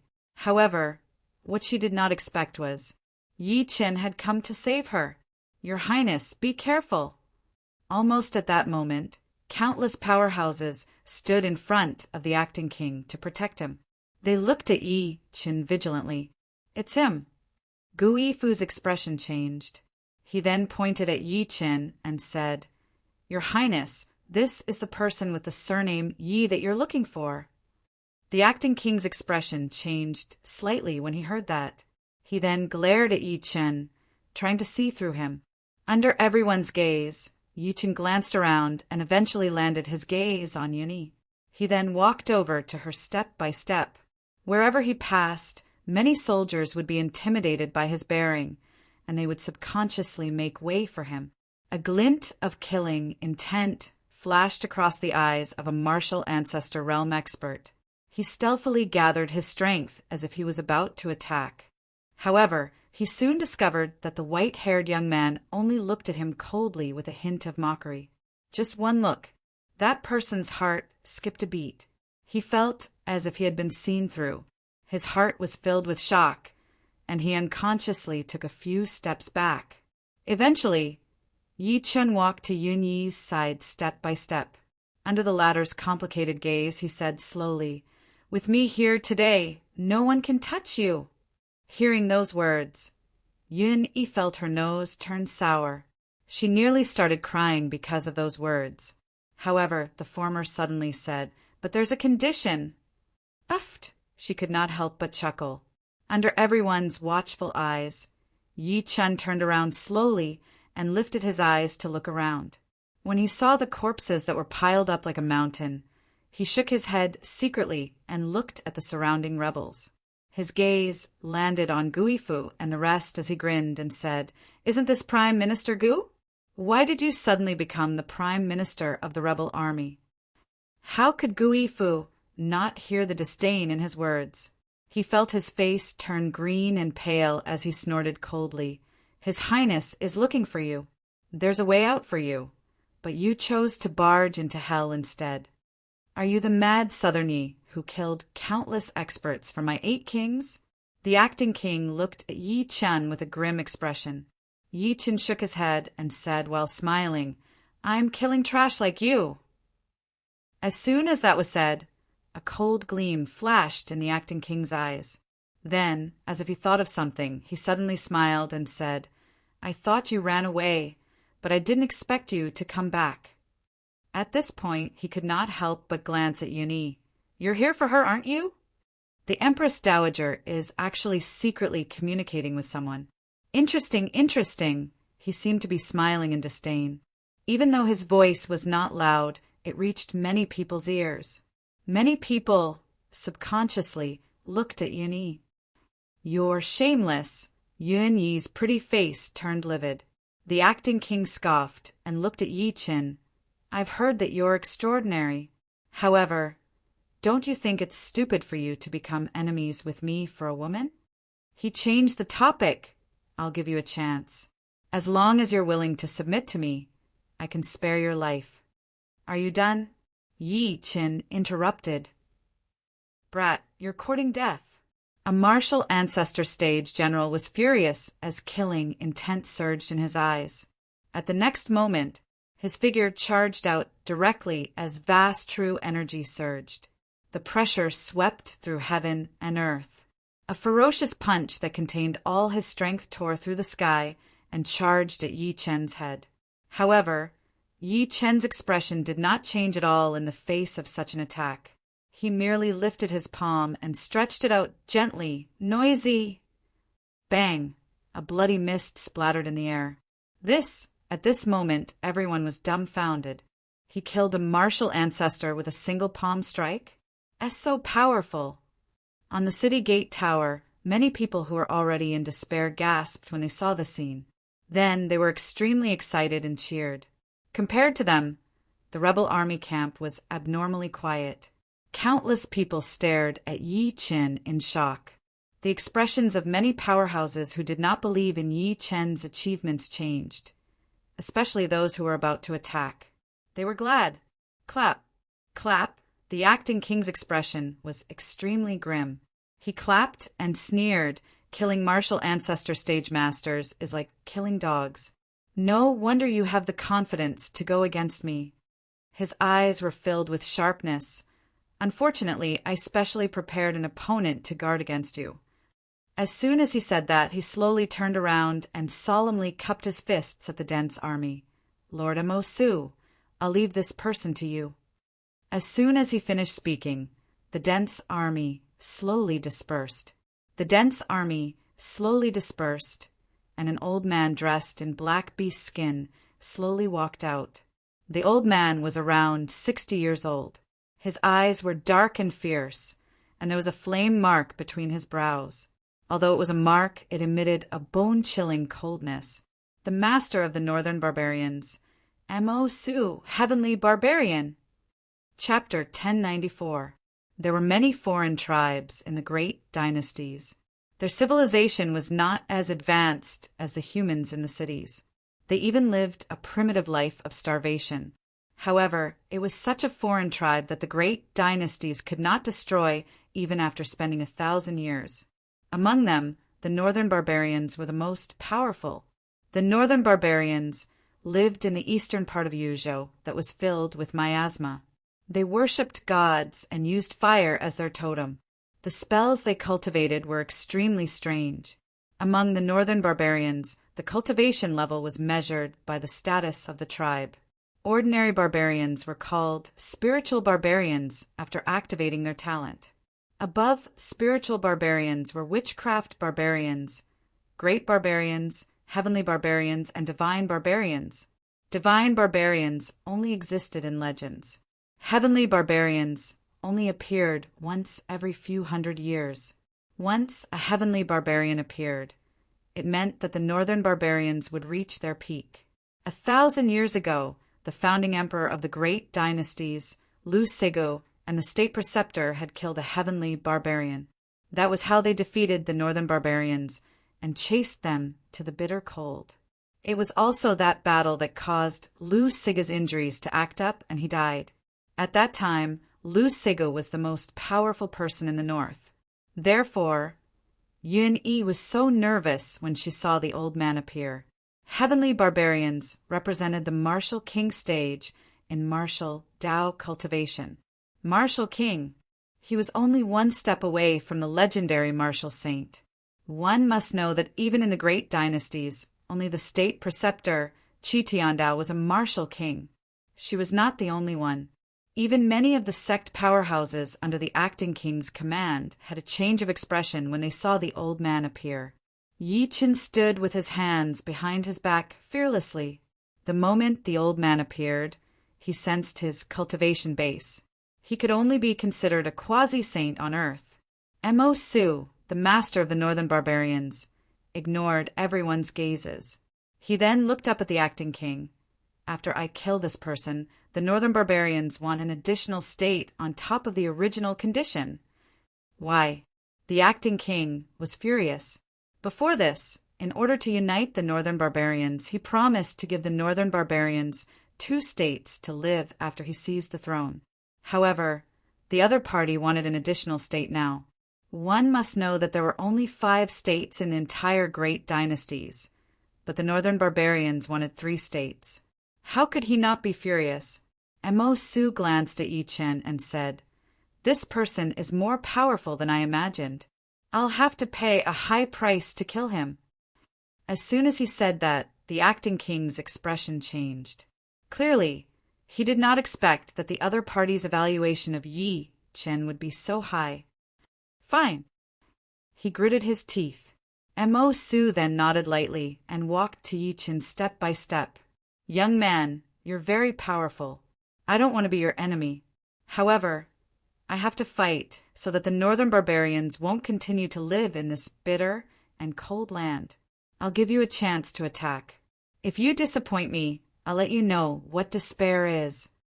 Yi Chen said expressionlessly. As his voice fell, including the acting king, Yun-yi and the rest, everyone was stunned, thinking that they had heard wrong. That was an existence equivalent to a martial king. However, Yi Chen said that he would definitely die if he attacked. And Mo Su's expression instantly turned cold. It was obvious that he was truly filled with killing intent. What an arrogant brat! With that, the flame mark between his brows began to tremble faintly. At the same time, an extremely dense vile energy spread out. Following the appearance of this vile energy, the temperature between heaven and earth suddenly dropped by dozens of degrees. Many soldiers standing nearby were instantly turned into popsicles. In an instant, at least thousands of people died. "Your Highness, retreat!" A powerhouse's expression changed drastically. He protected the acting king and continued to retreat. This is the extraordinary fire seed of the northern barbarians. Once it's fully unleashed, everything within a radius of 3,000 meters will be frozen. "Brat, I'll show you the power of the northern barbarians' spells," Mo Su said coldly. Then he raised his right hand and clenched his fist into the air. At that moment, a large amount of vile energy gathered in the air. A large amount of vile energy eventually condensed into a gigantic ice fist. As an ear-piercing roar sounded, the gigantic ice fist charged at Yi Chen. Sensing the commotion, Yun Yi's beautiful face turned pale. "Mr. Yi," a powerhouse said to the acting king, "Your Highness, Mo Su is indeed the heavenly barbarian of the northern barbarians. Even if that brat is a martial king, he will suffer from such methods." Under everyone's gaze, Yi Chen did not move at all. He allowed the gigantic ice fist to approach him. At that moment, he smirked coldly and waved his right hand at the ice fist. Then, the space around the gigantic ice fist started to distort, as if it was tearing the gigantic ice fist apart. Bang! As the air shook violently, the gigantic ice fist that was less than 3 meters away from Yi Chen exploded and turned into starlight that scattered. Whoosh! At that moment, countless people were in an uproar. The powerhouse who spoke earlier was in disbelief. The acting king's expression changed. How is this possible? And Mo Su's expression turned grim completely. Yi Chen placed his hands behind his back and looked at the former coldly. "I've already given you a chance. You've disappointed me." As soon as he finished speaking, he stretched out his hand and grabbed at Mo Su. Rumble! A gigantic golden dragon claw appeared in the air. It was like a collapsing divine pillar that supported the sky, wanting to completely crush this world. The terrifying pressure caused everyone's hearts to tremble. They felt goosebumps all over their bodies. "Holy fire, barbarian tattoo, open!" And Mo Su's expression changed drastically. Then he roared and pointed at the flame mark between his brows. Buzz! Under everyone's gazes, a white beam of light suddenly shot out from between his brows. The beam of light was like an ice pillar as it charged at the golden dragon claw in the air. And Mo Su was going all out. Someone looked at Yi Chen and mumbled, "This brat can actually force Mo Su to use the barbarian's life-saving divinity." However, what happened in the next moment shocked him. Mo Su's white beam of light was directly grabbed by Yi Chen's golden dragon claw and exploded on the spot.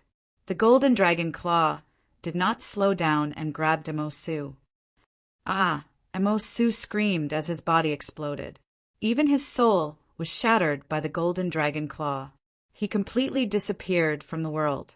For a moment, the entire world was dead silent. The acting king's eyes widened and his expression froze. Yun-yi covered her red lips lightly as if she had been petrified. The master of the northern barbarians, Mo Su, died just like that? Too powerful, too powerful. This person is simply invincible. After the dead silence, there was an earth-shattering gasp. Yun-yi was so surprised that she almost fainted. Yi Chen looked straight at the stunned acting king and the rest in the distance. Then he took a step forward and appeared before them in a flash. As if sensing his killing intent, the acting king's expression changed. He immediately said, "Senior, let's talk things out. Please listen to me. My mother is from the White Jade Capital. You can't touch me." End of this chapter. Chapter 1095. I can't kill you? Yi Chen smiled disdainfully and pressed forward. However, at that moment, Yun Yi seemed to have thought of something, and her expression changed suddenly. "Mr. Yi, you can't kill him." "Why?" Yi Chen turned around and looked at her. Yun Yi rushed over and took a deep breath in. "If the Great Dynasty and the Qing Dynasty are the two overlords of the northern region, then the White Jade Capital is the true master of the northern region. Empress Dowager is right." The acting king seemed to see hope and said hurriedly, "The White Jade Capital is a supreme force, also known as the Immortal Sect.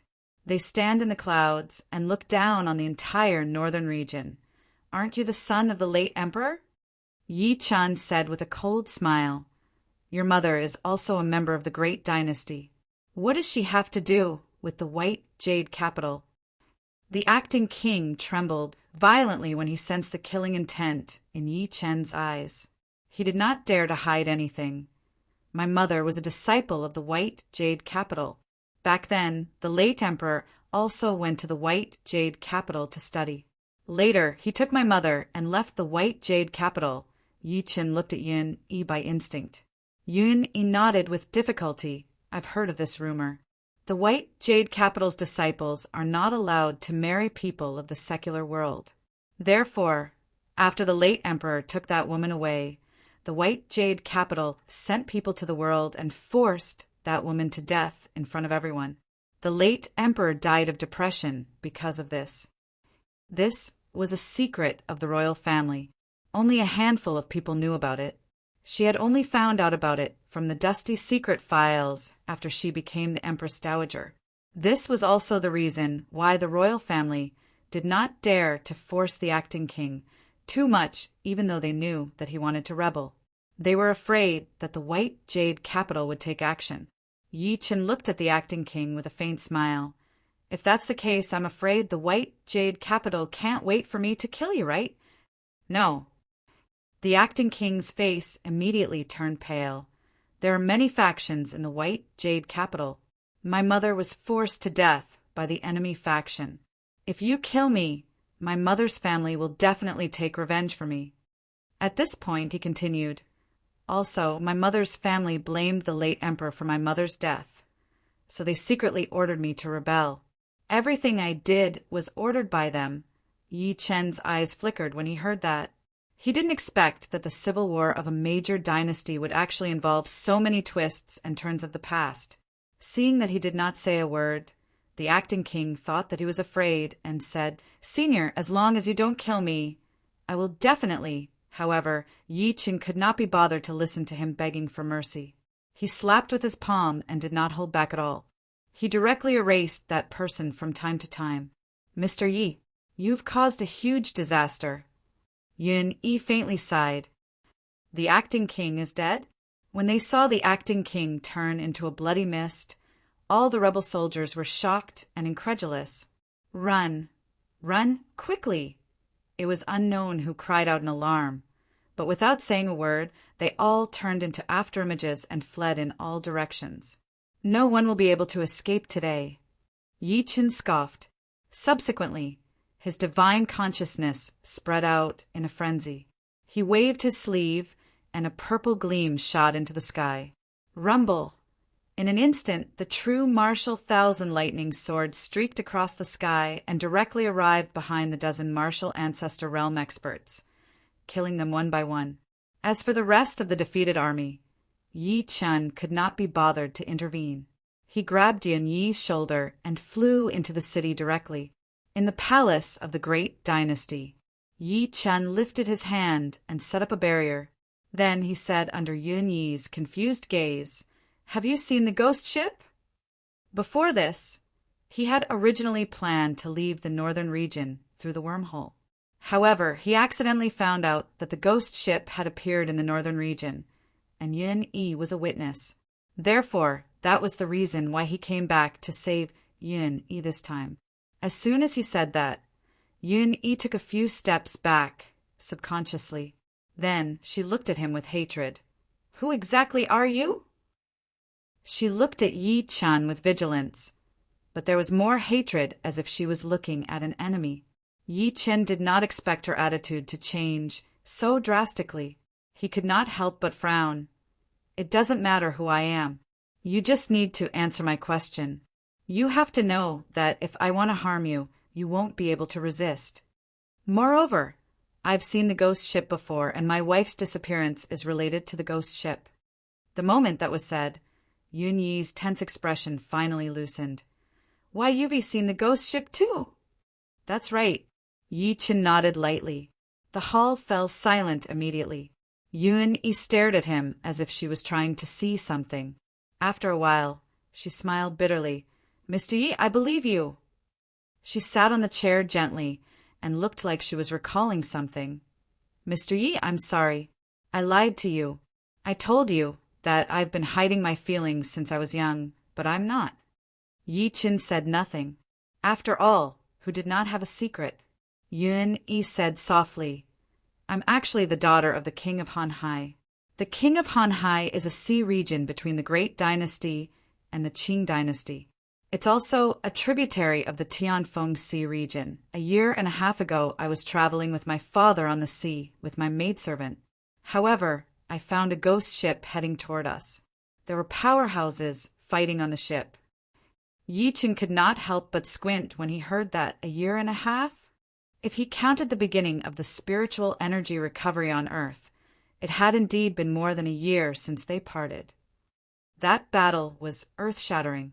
My father was a martial king, but he was still afraid. At that time, he escorted me away decisively. However, those people discovered us in the end. Some of them came to kill us. My father stayed behind and caused a tsunami. I was swept into the tsunami. At this point, Yun-yi's brows were filled with fear. When I woke up, I found out that I was saved by a family from the Great Dynasty. Later on, I heard that the Hanhai clan was wiped out overnight. After that, this family was attacked by their political enemies and their property was confiscated.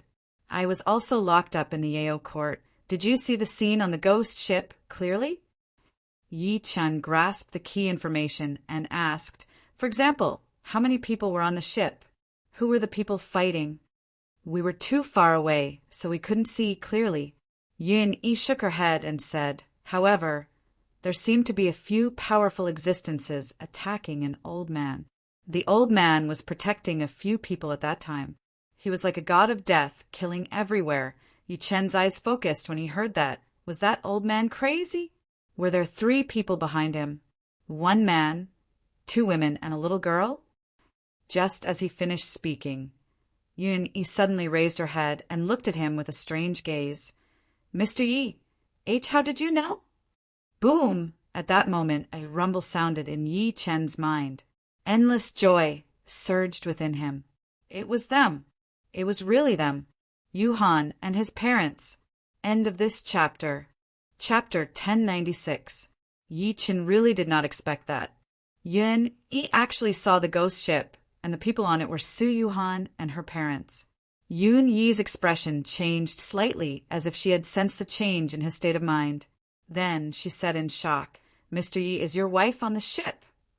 Yi-chan openly admitted it when he met her gaze. That's right. My wife went missing because of the ghost ship. Daddy, can we see Mommy now? The little girl finally understood what the 2 of them were talking about. She looked at Yi-chan in anticipation. Yi-chan smiled softly soon. Yun-yi's face turned pale when she heard that. She suddenly felt a pain in her heart for no reason. It was as if she had lost something. She took a deep breath in and forced a smile. But you must be careful, Mr. Yi. The people fighting on the ghost ship were very powerful. I suspect that they are the legendary martial saints. Martial saints, this term was a legend in the northern region and even in the ancient desolate realm. The power they represented was unimaginable. The so-called martial saints were people who had reached the pinnacle of martial Tao. The ancient desolate realm was prosperous in both literature and martial arts. Only martial saints could fight against martial saints. As for martial saints, they were scholars who had become saints. Scholars did not cultivate true energy or their physique. They used literature to cultivate and sense the truth of heaven and earth.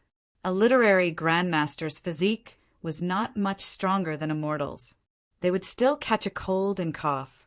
However, a word of gold could change the weather, and a painting could trigger lightning. Yun-Yi had never seen a martial saint or martial saint in her life, even though she was the Empress Dowager of one of the two overlords of the northern region. Yi Chen's expression was calm when he heard what she said.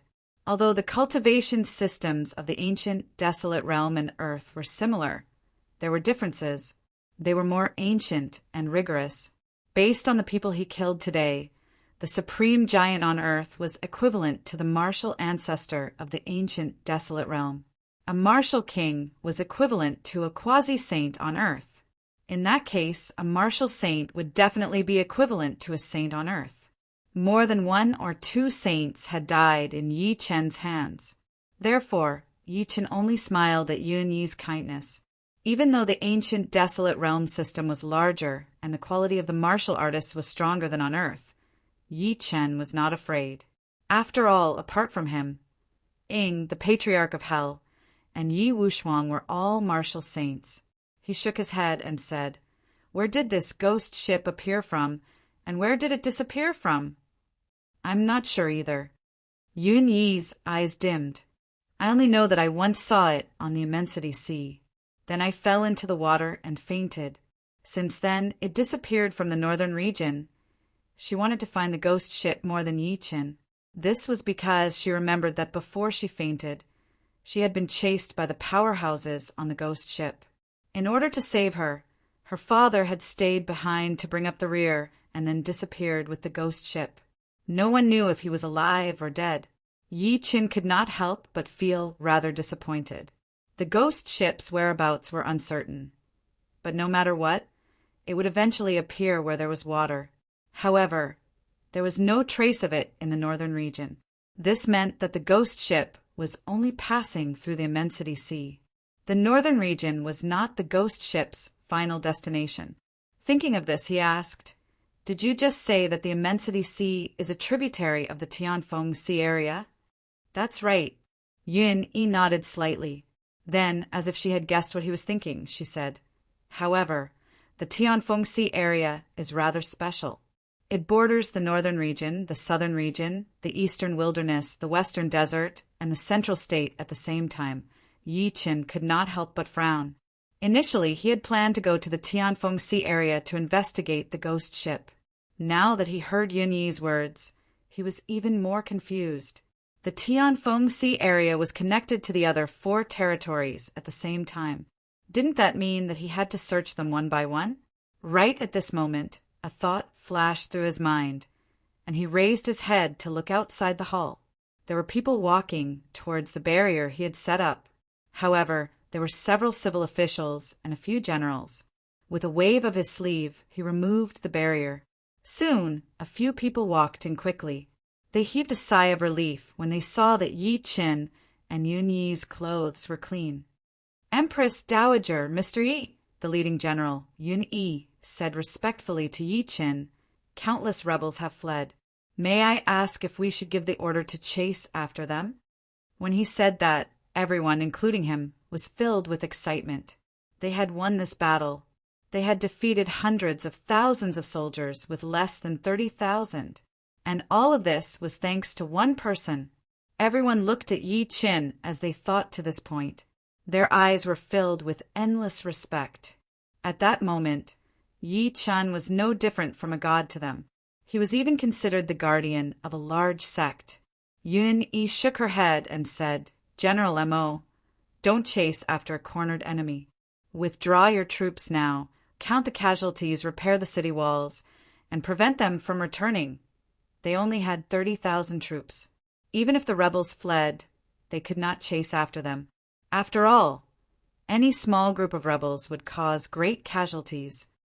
"Yes," General M.O. bowed heavily and hesitated to speak. "Empress Dowager, Although the acting king is dead, there are still 7 kings. Moreover, the Grand Preceptor is still fighting against the enemy at the border. Yun-Yi sighed softly. I understand. Yun-Yi and Yi-Chun stood side by side in Longjing. The two of them quietly looked at the mess after the battle and the countless people who were crying while hugging the corpses. Yun-Yi turned around and asked about the young emperor's whereabouts. However, she was told that the young emperor had returned to the palace and had taken 1,000 troops to protect her.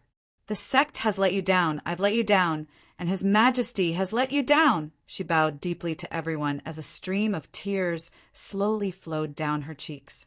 On the street, a young man knelt in front of an old man. His face was filled with joy after surviving a calamity. The young man was Ding Peng, who had taken the initiative to climb the city gate tower and protect the front line as an archer. Little Peng has grown up and can protect us. You've really done us proud. That's right, I saw little Peng kill many rebels with my own eyes. There were many commoners surrounding him, praising him in all sorts of ways. Ding Peng immediately revealed a look of surprise. At this moment, a middle-aged woman dressed in festive clothes stepped forward and said with her hands on her waist, Little Peng, I'm the matchmaker from the east of the city. Just now, Steward Feng from the east of the city told me that he agreed to your marriage with Min Min. He's also willing to give your family 100 acres of fertile land and 2 cows as dowry. As soon as this was said, the crowd burst into an uproar. Many people looked at Ding Peng with envy. Little Peng is in luck. Feng Yuany's family is extremely wealthy, especially his daughter. She's not an ordinary beauty. Little Peng is a man who protects the country. If I have a daughter, I'd be willing to marry him. Lame Chin, come on. You're already 50 years old, and you're still an old bachelor. You still have a daughter? Even if you do, she'll definitely be a rotten melon. Little Peng won't like her at all. End of this chapter.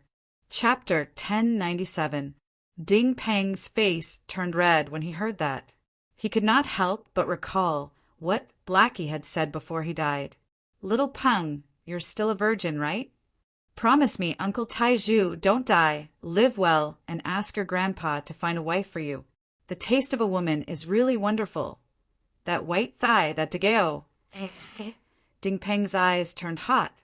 He pushed the crowd aside and looked around the street as if he was looking for something. Then he saw a woman carrying a child in the distance. She was kneeling on a stretcher covered with white cloth. Plop. Ding Peng took a few steps forward and knelt heavily in front of the stretcher. Tears flowed out of his eyes. If Big Blackie hadn't pushed him just now, the one lying on the stretcher would have been him. His life had been exchanged for Blackie's. Blackie had parents and children, and his entire family depended on him to make a living. However, he was willing to give up his life to save Ding Peng, who was single.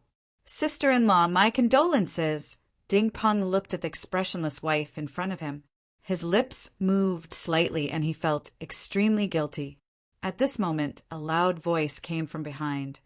The Empress Dowager has arrived! Swoosh! The crowd immediately knelt down. Even Ding Peng and the woman were no exception. Yun-Yi looked at the corpse on the stretcher with a complicated expression and said to the woman, The imperial court will be responsible for your family's future. Your child can study in the Royal Academy in the future, and his food and accommodation will be free. Thank you, Empress Dowager. The woman's eyes finally had a glimmer of light. The people around were extremely envious. They hated themselves for hesitating and not joining the army. Yun-Yi then looked at Yun-Yi with a gentle gaze. What's your name? She had a deep impression of Ding Peng. Yun-Yi had a deep impression of him. During the tragic battle earlier, the scene of Ding Peng, who had gone crazy because of Blackie's death, killing more than 10 people, attracted her attention. Empress Dowager, I am called Ding Peng. Ding Peng was extremely nervous. The Empress Dowager actually talked to me. She even asked for my name. The Empress Dowager is so beautiful, like a fairy who has descended to the mortal world. That goddess Yi and the Empress Dowager are really compatible. He could not help but glance at Yi Chen next to Yuni. His eyes were filled with admiration. The child in immortal Ye's arms should be born from him, and the Empress Dowager, right? Ding Peng! Yun-yi repeated the name several times, then nodded slightly.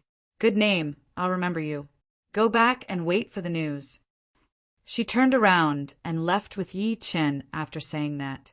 An hour later, when the cleanup work was in full swing, a fast horse passed through the crowded streets and went straight to the palace.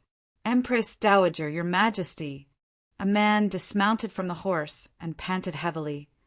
The imperial advisor is surrounded and is in grave danger. Please send troops to save him. With that, the man died on the spot. The scene was silent. The imperial tutor was surrounded. Didn't that mean that the border was already on the verge of life and death? Once the enemy country's army of 500,000 broke through, it would be the most serious moment. Yun-yi looked at Yi Chen with a pleading expression, as if she was grasping at straws. Mr. Yi? Fine, I'll make another move. Yi Chen shook his head lightly. Subsequently, he set up a sword gleam and left under everyone's gaze. He had a good impression of Qi Tiandao, although he was not familiar with him. He was willing to consume his lifespan to deduce Su Yuhan's whereabouts for him the first time they met. Even though he had a request, he seemed to be open and above board. Moreover, Yi Chen had promised to protect the sect for 3 months. Upon seeing this, many ministers praised sincerely. Mr. Yi is truly a godly person. Yuni looked around and suddenly asked the old eunuch beside her, Where's His Majesty?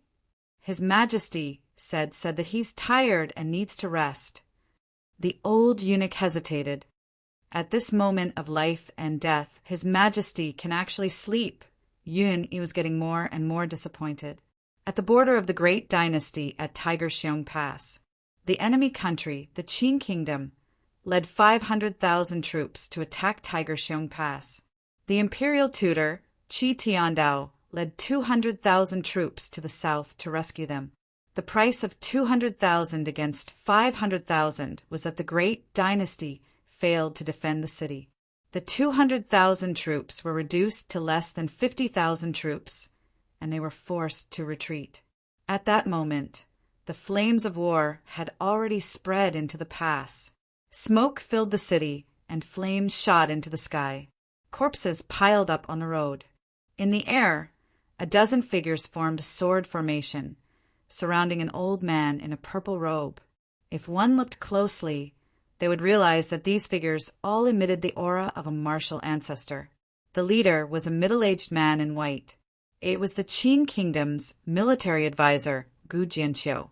Gu Jianqiu slashed at the old man in the purple robe. As the sword gleam swept across, Qi Tiandao's expression changed slightly, and he retreated quickly. Today, the number one people of the two dynasties finally fought, and they were both martial kings. Boom! At the same time, the 12 figures around him shot out 12 sword gleams, sealing off Qi Tiandao's escape route. Boom! Qi Tiandao swept the horsetail whisk in his hand, but he realized that the 12 sword gleams were mutually reinforcing.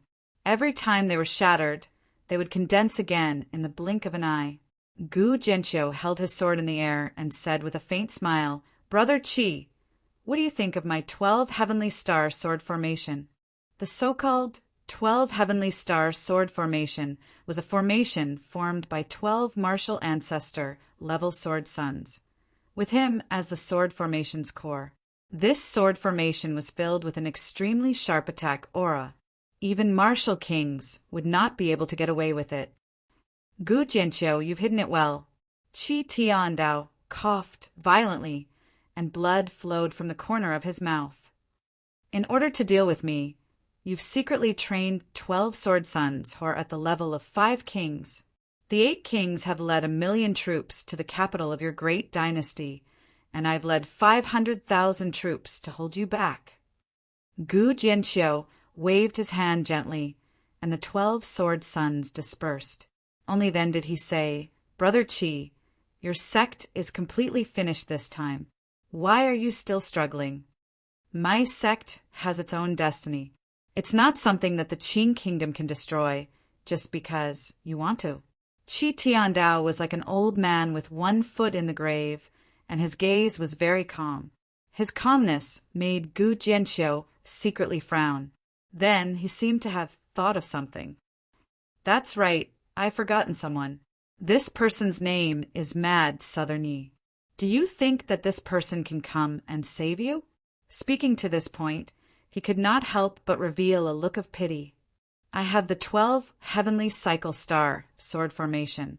Even if this Mad Southern Yi is a martial king, he can't save you. Give up. Cough, cough, cough. Qi Tiandao's aura was weak, but his thin and weak body did not move at all. I believe in destiny. I believe in Mr. Yi. Send the great, grand, imperial advisor on his way. Gu Jianqiu bowed heavily. As soon as he finished speaking, the 12 sword suns around him quickly changed their positions. The sword formation suddenly changed, and in the end it actually turned into a giant sword that slashed toward Qi Tiandao. Previous emperors, I've tried my best. Qi Tiandao closed his eyes slightly. This existence that had protected the sect for 1,000 years was now an arrow at the end of its flight. If such a loyal person were born in the Qing kingdom, perhaps I could still be friends with you. What a pity, Gu Jianqiu sighed softly. Just as the giant light sword was about to slash Qi Tiandao's body, it suddenly stopped, as if a pair of invisible hands had grabbed it. At the same time, an extremely calm voice suddenly exploded like a clap of thunder. If you want to kill him, you have to first ask for my opinion. End of this chapter. Chapter 1098. This voice was like the might of heaven and earth, shaking the surroundings. This voice spread to every corner of the void. Even the soldiers on both sides who were fighting fiercely on the ground stopped at this moment. Fellow Yi, Qi Tiandao suddenly opened his eyes, and a hint of surprise and gratification flashed across his eyes. At this moment, he really wanted to laugh. Laugh out loud. Qi Tiandao was right. Yi Chen was the hope of the dynasty.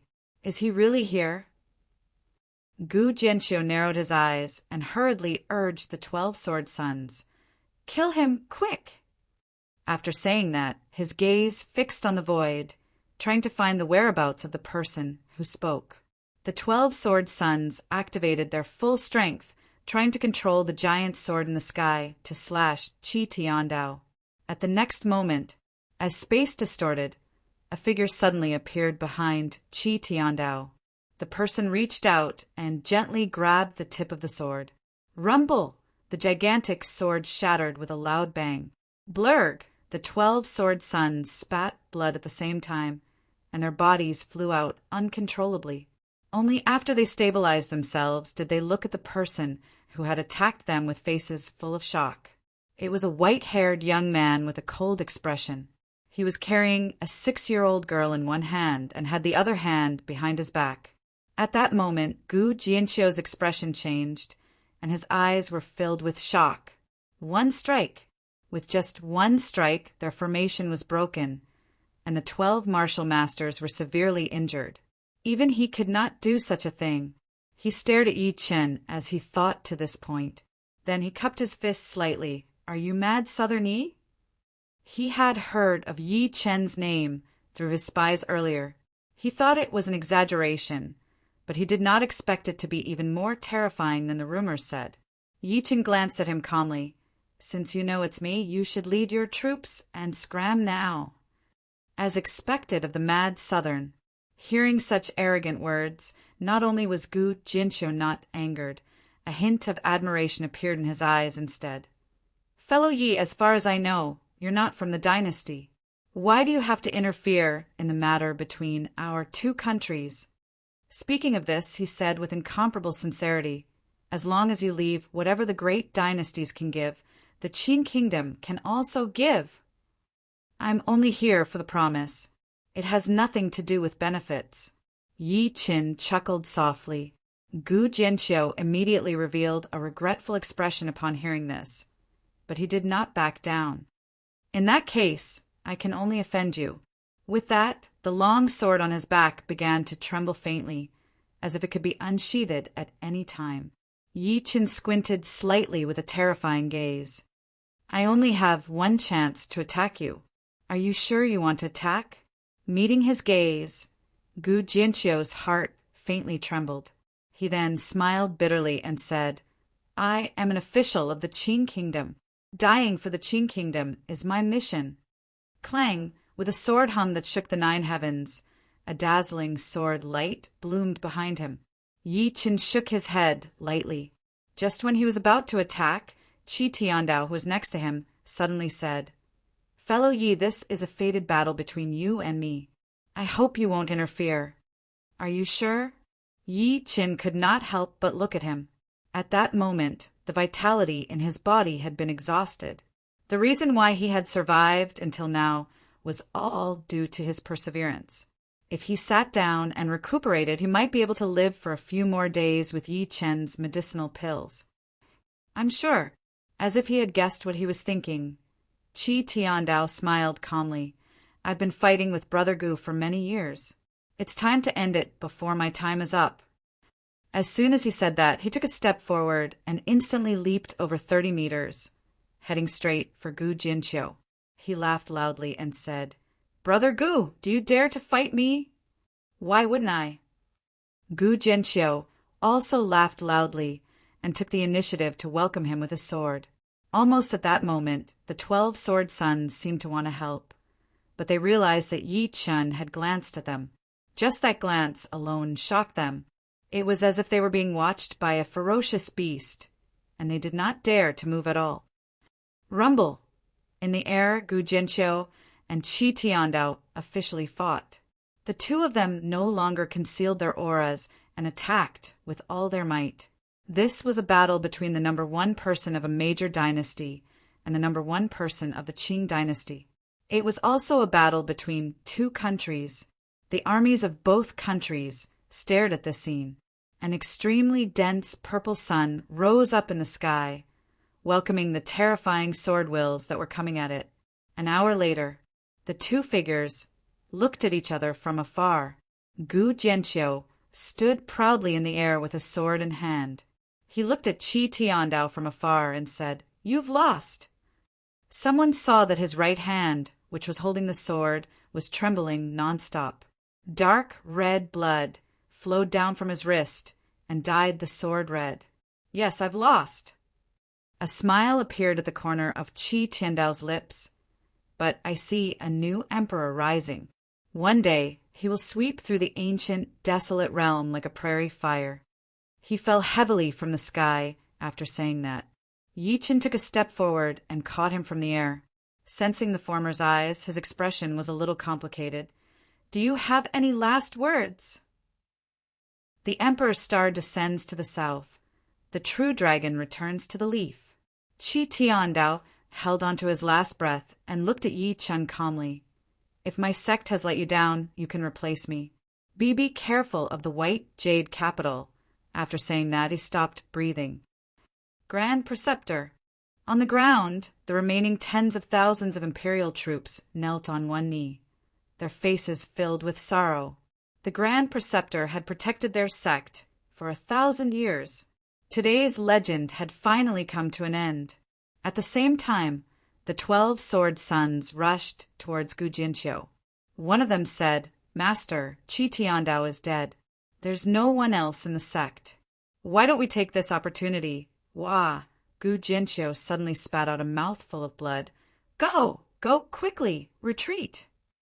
Although the 12 sword sons were unwilling, they knew that their master was also seriously injured, so they immediately gave the order to retreat. Yi Chen did not stop them from leaving. Instead, he carried Qi Tiandao's body and flew towards Longjing. On the way less than 100 kilometers away from Longjing, the weather suddenly changed. It was clearly the end of spring, but it was snowing heavily. The snow got heavier and heavier. In the end, it covered a radius of 100 kilometers, including Longjing, into a world of ice and snow. The snow was extremely strange. In just an hour, more than 1,000 people had frozen to death. Even the people who had lived in Longjing for generations had never seen such abnormal weather. Yi Qin, on the other hand, stopped in his tracks. Murderous intent. He could feel a strong murderous intent from this endless snow. His gaze shot into the sky and realized that the snow did not fall from the clouds in the sky. Instead, it appeared silently from the void. When he arrived at Longjing, he saw that everyone, including Yun Yi, were standing on the city wall, looking to the west. There was a small boat floating in the air. The boat did not have a mast, and it was snow-white. There was not a single person on it. However, there was a melodious sound of a flute coming from the boat. The temperature in this area became colder. White Jade Capital. Yun Yi was almost trembling as she said in fear, "The White Jade Capital's envoy is here." End of this chapter. Chapter 1099. White Jade Capital. The White Jade Capital's envoy is here. Above Longjing, Yun Yi's body trembled. Her face was extremely pale as she looked at the small boat floating from the west. The sound of the flute was long and melodious, but it was incomparably cold, as if it made this world of ice and snow even sharper. Although the people behind him did not know the origin of the boat, they could sense that it was extraordinary, and they looked extremely nervous. Yi Chen carried Qi Tiandao's corpse and stared at the boat for a few seconds. Then he landed on the city wall in a flash. "Mr. Yi, the Grand Preceptor!" Yun Yi's face turned pale as she looked at the corpse in Yi Chen's hand. Her voice was trembling. He took advantage of the end of his life to heavily injure the Qing Kingdom's military advisor, Gu Jinqiu, and come into contact with the border crisis. Yi Chen said calmly. As soon as he finished speaking, Yun Yi fell heavily to the ground. Yun Yi fell heavily to the ground, unable to hold back her tears. "State Preceptor, rest in peace. Grand Preceptor!" At this moment, everyone on the city wall knelt heavily on the ground, their faces filled with grief. The Grand Preceptor was dead. The protector who had protected them for 1,000 years had finally died for the sect. Whoosh! At the same time, the small boat floating in the air was getting closer and closer. "Mr. Yi, the White Jade Capital's envoy is here. Our sect is completely finished." Yun Yi's expression changed drastically. "Is this the White Jade Capital you told me about before?" Yi Chen stared at the approaching boat as his eyes flickered. Before the acting king of the 8 kings died, he had said that his mother was from the White Jade Capital and threatened Yi Chen not to kill him. There's a legend in the northern region. Yun Yi bit her lip and said with great difficulty, "That is, when a small boat floating in the snow appears, the country it appears and will be destroyed. There are many dynasties in the northern region, but no matter how powerful they are, as long as this small boat appears in the country, they will be destroyed. Even the sects and the Qing Kingdom are no exception." Yi Chen could not help but take a deep look at the small boat that was less than 3,000 meters away from them when he heard that. Gradually, he was able to see some clues. There was nothing wrong with the small boat, but the problem was with the fluttering sounds. The fluttering sounds were the key to triggering the snowstorm phenomenon. He looked around the city again and found that almost every household had their doors closed and were burning firewood to keep themselves warm. At this rate, everyone in the city would be frozen to death in less than a month under the cold winter snow. No wonder it could wipe out a country. "Mr. Yi, don't say anything later. Leave everything to me." At that moment, Yun Yi suddenly lifted her head and looked at Yi Chen. She said with concern, "You killed the acting king. They're definitely here to punish you. Let me see if there's any room for negotiation." Although she said that, she didn't have the slightest bit of confidence in her heart. White Jade Capital, such an existence in the Kunlun ruins, was no different from a land of immortals. Very few people knew of their existence. However, it also existed in the hearts of the supreme rulers of the dynasties, and was regarded as a transcendent existence that stood above all living beings in the northern region. Yi Chen said nothing. Ever since he started cultivating, he had never retreated from anything, and he did not regret killing the acting king. When Yun-yi saw his expression, she became anxious. She was afraid that he would offend the white jade capital's messenger. Not long after, the small boat stopped less than 30 meters away from them.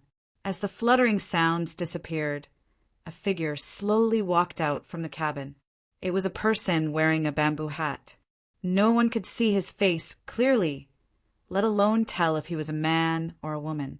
The only thing that was eye-catching was the green flute in his hand. With the appearance of this person, the temperature between heaven and earth seemed to drop by dozens of degrees. Yun-yi took a deep breath in and suppressed the fear in her heart.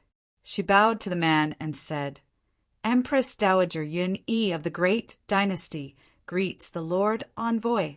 Do you know why I am here?" The man in the bamboo hat raised his eyes slightly and sized up the world. His tone was like a god looking down on all living beings, causing one to shudder. As soon as he finished speaking, Yun-yi's heart sank. She hurriedly said, "Lord Envoy, please listen to my explanation. Did I allow you to speak?" The man in the bamboo hat snorted coldly.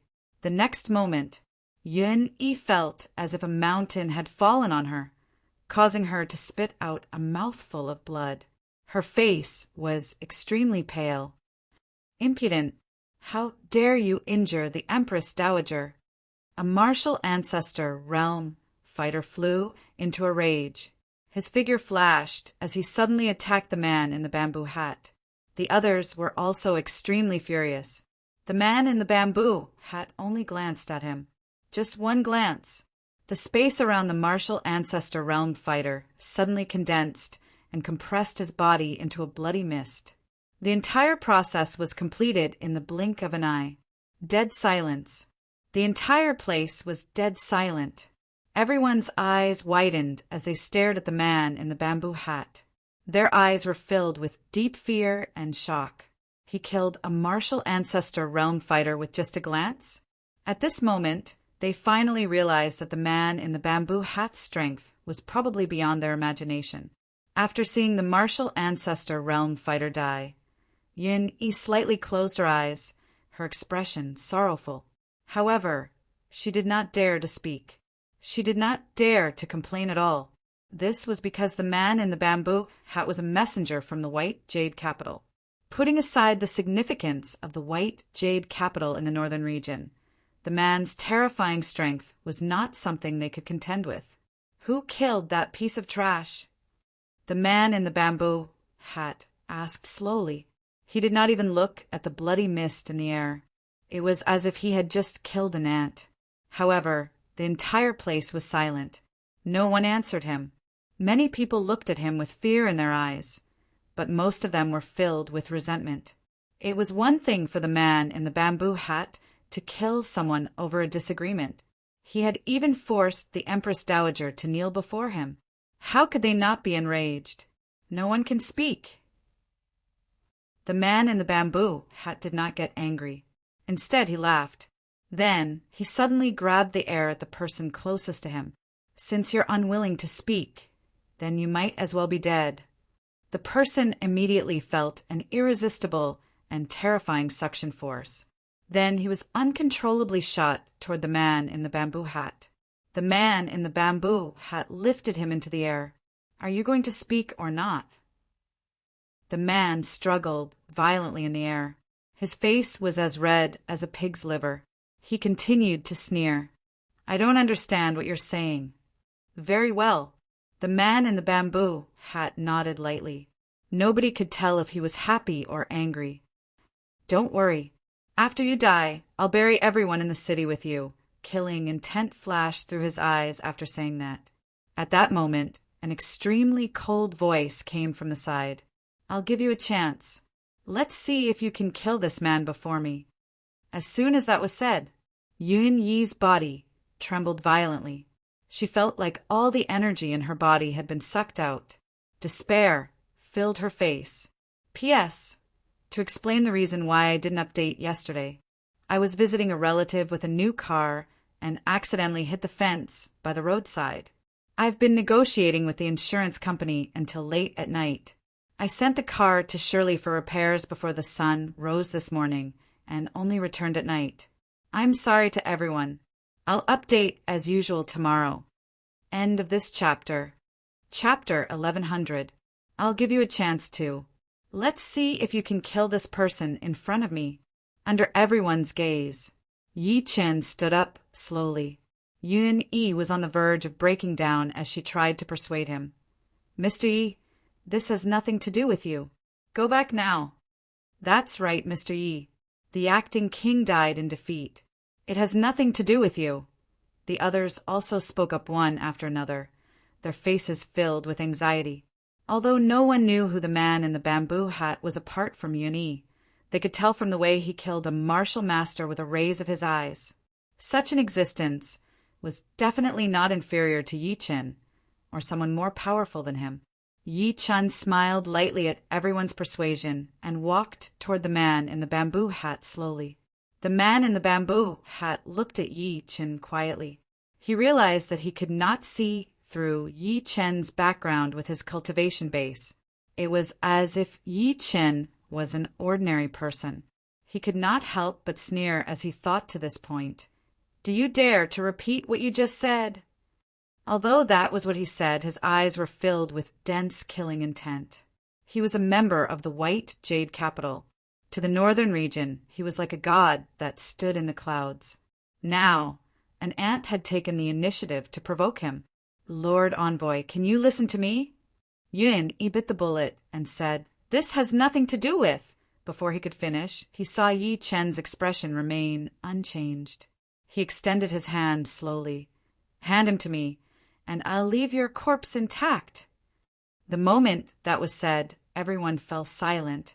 Yun Yi was in complete despair.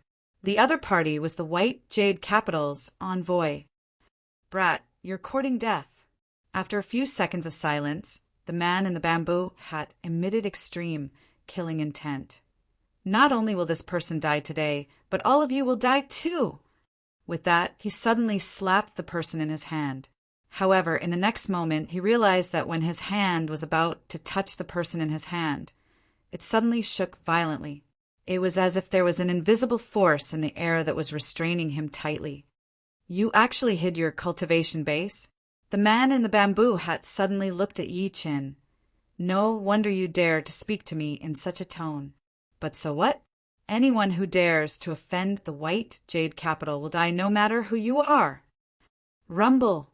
As his voice fell, the aura on his body increased.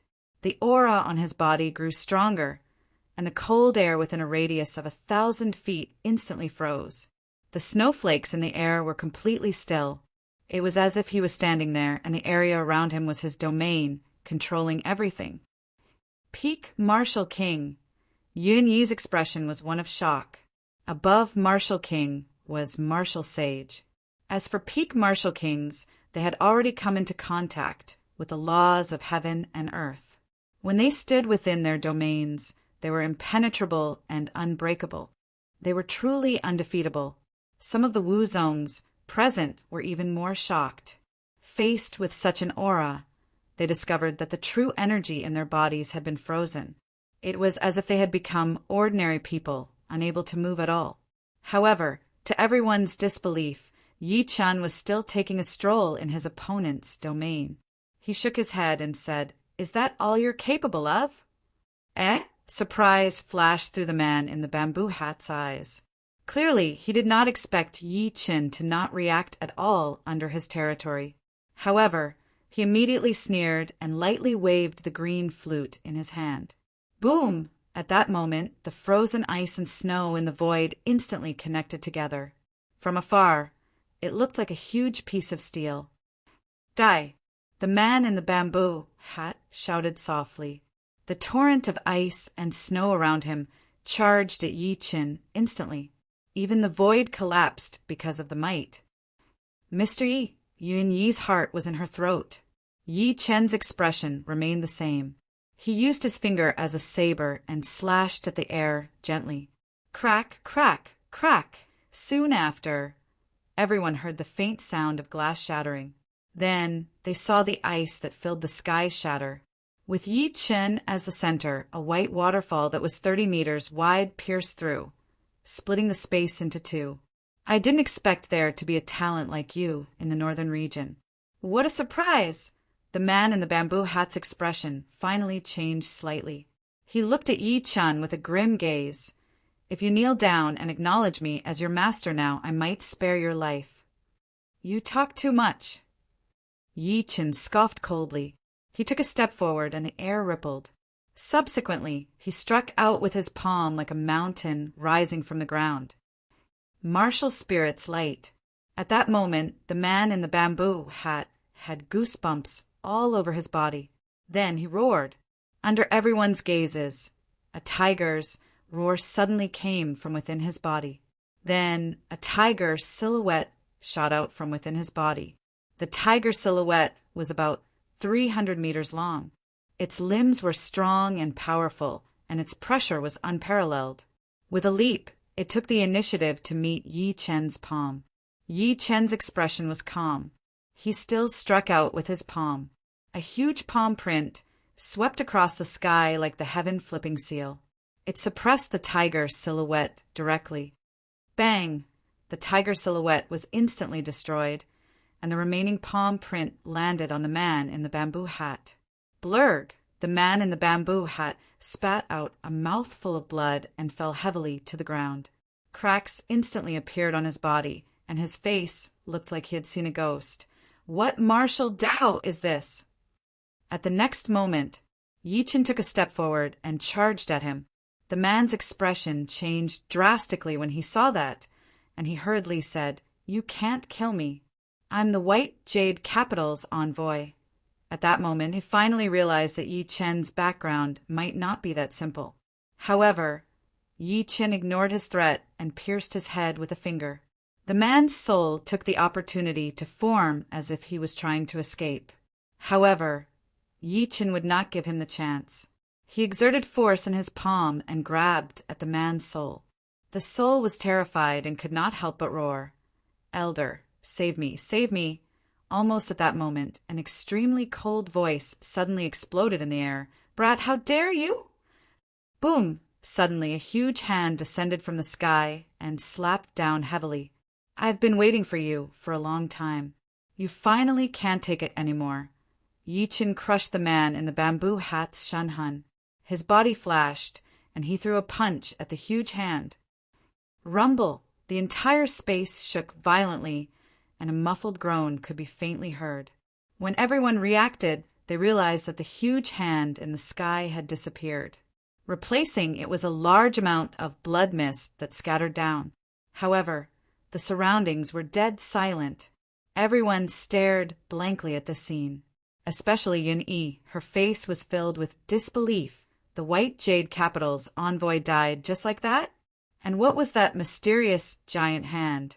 Was it the most powerful person in the White Jade Capital?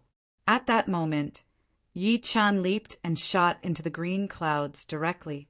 Yun-Yi said instinctively, "Mr. I'll go meet this so-called White Jade Capital. You guys stay here and wait for me to come back." Yi Chen's voice appeared in her mind. Subsequently, Yun-Yi and the rest moved like ghosts. Mr. Yi was going to kill his way into the White Jade Capital. Wasn't that too crazy? In the depths of the void, Yi Chen carried his daughter and stepped into the sky. There was a divine light in his eyes that pierced through the void. The appearance of the huge hand earlier had exposed the location of the White Jade Capital. It was in the 9th heaven. End of this chapter. Chapter 1101. Above the clouds in the darkness, a massive island sat in the void. If an ordinary person saw it, they would definitely be so shocked that they would be speechless. The island was like a city in outer space. Cranes cried out in unison, and there were also countless beasts galloping around. As the saying went, the White Jade Capital in the sky had 12 buildings and 5 cities. Immortals caressed my head, and I received eternal life. This was where the White Jade Capital was located. At that moment, an old man with white eyebrows grunted in a celestial mountain in the White Jade Capital. He He pulled back his severed right arm and spat out blood. There was a basin of water before him. He had pulled his arm out of the water, but the water in the basin was already dyed red with blood. How powerful! The old man with white eyebrows ignored his pain. He looked extremely shocked. This person must be a martial saint. Why is there such a ferocious person in the north? I've offended this person for the sake of a disciple. With this person's methods, he'll definitely be able to track me down. He might even cause great trouble for the White Jade Capital. Looks like I'll have to meet the Supreme Elder. He's the most suitable person to deal with this. The old man with white eyebrows' expression changed a few times as he thought to there. He immediately turned into a streak of light and flew toward the highest mountain. It was a snowy mountain that was so tall that one could not see its end. If one looked closely, one would realize that it looked like a giant finger. Ordinary people would not be able to reach the top even if they tried their best. At the top of the mountain was a vast expanse of whiteness, as if it was a world of ice and snow. In the middle of it, there was an old man wearing a straw cape, sitting upright without moving. The old man seemed to be fishing, and there was a huge cave of ice before him. However, what was shocking was that there was no thread or hook in his hand. Instead, there was a long white thread that shot out of his hand and into the cave of ice. At that moment, a streak of light landed on the top of the mountain. It was the old man with white eyebrows. The old man with white eyebrows knelt on one knee and said, "Supreme Elder, the White Jade Capital has provoked a great enemy." However, the old man before him remained motionless like an ice sculpture that would not melt for 1,000 years. The old man with white eyebrows gritted his teeth and told the old man everything that had happened. A few seconds later, a faint sigh was heard. A great dynasty, a young expert suspected to be a martial saint. Surprisingly, the motionless old man slowly turned his head and looked at him expressionlessly. Exactly. The white-browed old man hurriedly nodded. The next moment, the straw-caped old man slowly stretched out his hand, and the old man was horrified to discover a horrifying power of the world attacking him. A mountain suddenly descended from the void. His entire body was smashed down from the sky by the huge mountain, and in the end he was completely suppressed under the mountain with only his head sticking out.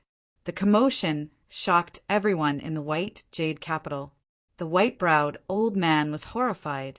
"Supreme Elder, why is that?" "Do you still remember my words?" The straw-caped old man's calm voice rang out in the young man's mind. "I've said this before. The founding master of the great dynasty has a history with the White Jade Capital. Anyone from the White Jade Capital mustn't pressure him too much. Although I've been fishing here for 1,000 years, do you really think that I don't know all of this?" Hearing this, the white-browed elder felt extremely regretful. Although the matter regarding the acting king was not his own intention and had been done by his follower, how could he not have tacitly agreed to it? The straw-caped old man's voice rang out again. "I'll suppress you for 100 years as a punishment. Do you submit?" "I submit." The white-browed old man was filled with regret. The straw-caped old man withdrew his gaze and looked quietly into the ice cave. He mumbled, "A young expert suspected to be a martial saint. This person is definitely not from the northern region. Could he be the demon that has caused a commotion in the southern region recently? Or is he someone from one of the supreme sects in the Central Plains?" His eyes flickered. At that moment, he seemed to sense something and smiled. "Fellow cultivator, since you're here, why don't you come up and have a seat?" As soon as he finished speaking, the many White Jade Capital experts at the foot of the mountain were shocked, and they all looked toward the White Jade Capital's barrier passage. There, they saw a white-haired young man walking over slowly with a little girl in his arms. His white hair was like a chain that could turn all living things upside down. Just as someone tried to stop him, the straw-caped old man calmly said, "An esteemed guest has arrived. All of you step back." Yes, everyone agreed immediately. Yi Chen looked around the white jade capital calmly. Eventually, he took a step forward and landed next to the straw-caped old man at the top of the mountain. "Fellow, please wait for me for 15 minutes. I've waited for this little serpent for hundreds of years." The straw-caped old man smiled and looked into the ice cave again. The sound of a serpent could be faintly heard. "Snow serpent." Yi Chen also looked into the ice cave. He squinted slightly as surprise flashed through his eyes. The so-called snow serpent was a serpent that lived under ice and snow. The blood of such a creature was incomparably precious. It could help one temper one's body and blood. "Fellow, you know about this?" The straw-caped old man's eyes gleamed. At that moment, his fear of Yi Chen grew. After all, snow serpents were extremely rare. Only a handful of people in the world knew about them. Roar! At that moment, the sound of the serpent in the ice cave became even more intense. Then, the hard ice layer broke open, and a white serpent that was more than 60 meters long broke out of the ice. The white serpent roared at the straw-caped old man repeatedly as if it was filled with resentment. If one took a closer look, they would notice that the white thread in the old man's hand had passed through its mouth. "A 1,000 years ago, you little serpent took advantage of the fact that I was lazy to hide in the ice layer." The straw-caped old man shook his head slightly and seemed to be scolding it jokingly. "I've been using true energy and medicinal pills to nurture you day and night. Now, I just want to take a little of your serpent blood to go with my wine. Are you that unwilling?" "I want freedom." The white serpent spoke in human language. It was a female voice, and it was very angry. "For the past 1,000 years, you've been taking my serpent blood to go with your wine every once in a while. Are you treating me as a long-term meal ticket?" "Ha ha ha!" The straw-caped old man immediately laughed out loud when he heard that. "Don't worry, I guarantee that this will be the last time. I'll set you free after taking it. The fellow beside me can testify." The white serpent looked at Yi Chen vigilantly. It seemed to have sensed that he was not to be trifled with. It then asked the old man to take out a portion of the serpent blood and put it in the ice pot. "Go, it's best if you head east." The old man put away the thread in the white serpent's mouth. The white serpent let out a long roar and shot out. It was really heading east. The old man raised his hand and waved. 2 stools and a wine set appeared in front of him. He carefully poured the serpent blood in the ice pot and mixed it with a secret wine. He waved his hand, and a cup of blood-red serpent blood wine landed next to Yi Chen. "Fellow, do you dare to drink this cup?" End of this chapter. Chapter 1102. Yi Chen smiled lightly and put down the little girl in his embrace. He then finished the cup of wine brewed with flood dragon blood. As soon as the flood dragon blood entered his throat, it turned into a bone-piercing chill that flowed through his limbs and finally into his stomach. Great wine! He could not help but nod in admiration. Seeing that, the little girl picked up the empty cup and licked it with her tongue. Her eyes lit up immediately. "Daddy, I want to drink too!" Before Yi Chen could say anything, the old man shook his head, not knowing whether to laugh or cry. "Not everyone can drink my wine."